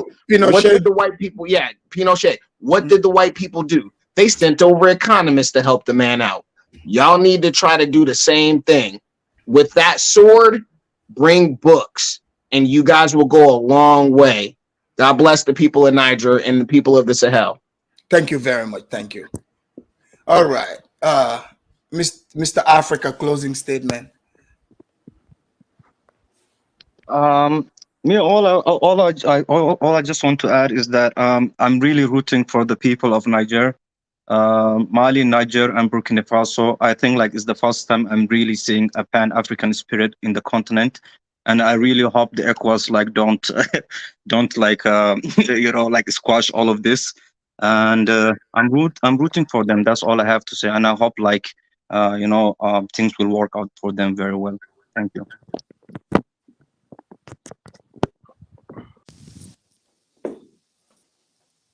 Al, my fuller brother, go ahead, Al. Yeah, I don't like your business. What did they make you like people that they can't talk about full man? No, now you bring her. Yeah, Where can I? No. Asabi say the thing that we've been the talk. Asabi say you vex, about what happened. What happened with the fuller man there, na Mali? No, not to that no. What happened? Because Asabi, the way can talk. Today, not talk like that day. So, name it. No, I can listen. Okay, but basically, what I'm trying to say is, it's not because I'm against, I'm not against. I'm against the West in Africa, and I'm against Wagner because how Wagner is recruited in Russia is criminals that been done for the most heinous crime, and been put into prison, like murderers, sex rapists, stuff like that been put into prison, for life. And what the Russian state is doing, they're going to these prisons and they're recruiting them from there and give them 2 years or 4 years in the service. When they've done that time, then they're free. Yeah. Nobody wants them kind of people. You don't want a criminal in your house, do you, Afrodemus? Well. Tough question, isn't it? Yeah. You can see and their behavior the kind of tactics that they brought, in the Sahel, according to most of the report, is actually very is very unprofessional. And also that's one of the reasons why some of these Tuaregs in the north are actually galvanizing more against them than what the NATO was facing. They're facing a tough time over there. I know from someone that's been in the region recently. But however, I do not want French control of West Africa, because we know we're surrounded by these francophone countries in West Africa. They actually happen to be the most authoritarian countries, some of them, and also they actually struggle even in the diaspora, just by not speaking English, for example. We all know Al, if I make this one quick, because na Friday na Friday na 11, so you sabi. Okay. So I do not back the Western forces. I do not back Wagner. I just believe West Africa, we need to work together towards bringing people around the table.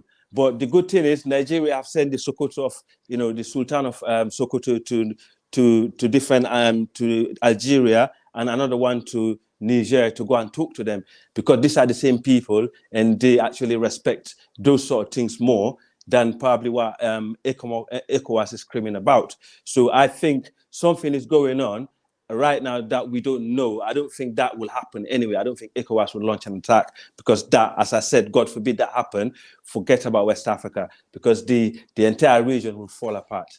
That's my word. And let's pray to God. Absolutely. And before you go, I would make sure I close out with the music. This one is for you and and the ECOMOC leaders, ECOWAS, because you're supporting them as well. And I'm sure some of the people say, this is perfect music for you and all for all the abuse I've been getting in the chat. I love it though. You love it. It's funny. People call me weak, but they don't know how I'm made of. You know what I mean? It's crazy. Yeah. Well, they sent in requests for me to. They sent in requests for me to play this song Wicked. before you leave. Give me on. I'm gonna be dancing to it. Come on, bring it on. Well, love to Afrodemus. Boy, he got educated feet. Boy, I practice all the time. Here's one I sat up all night trying to do. Get this.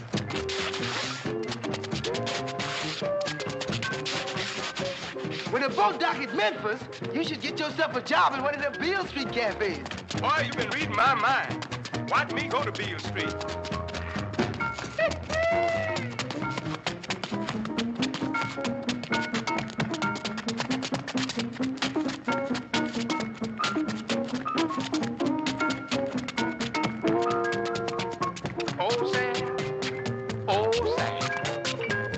Yes, sir.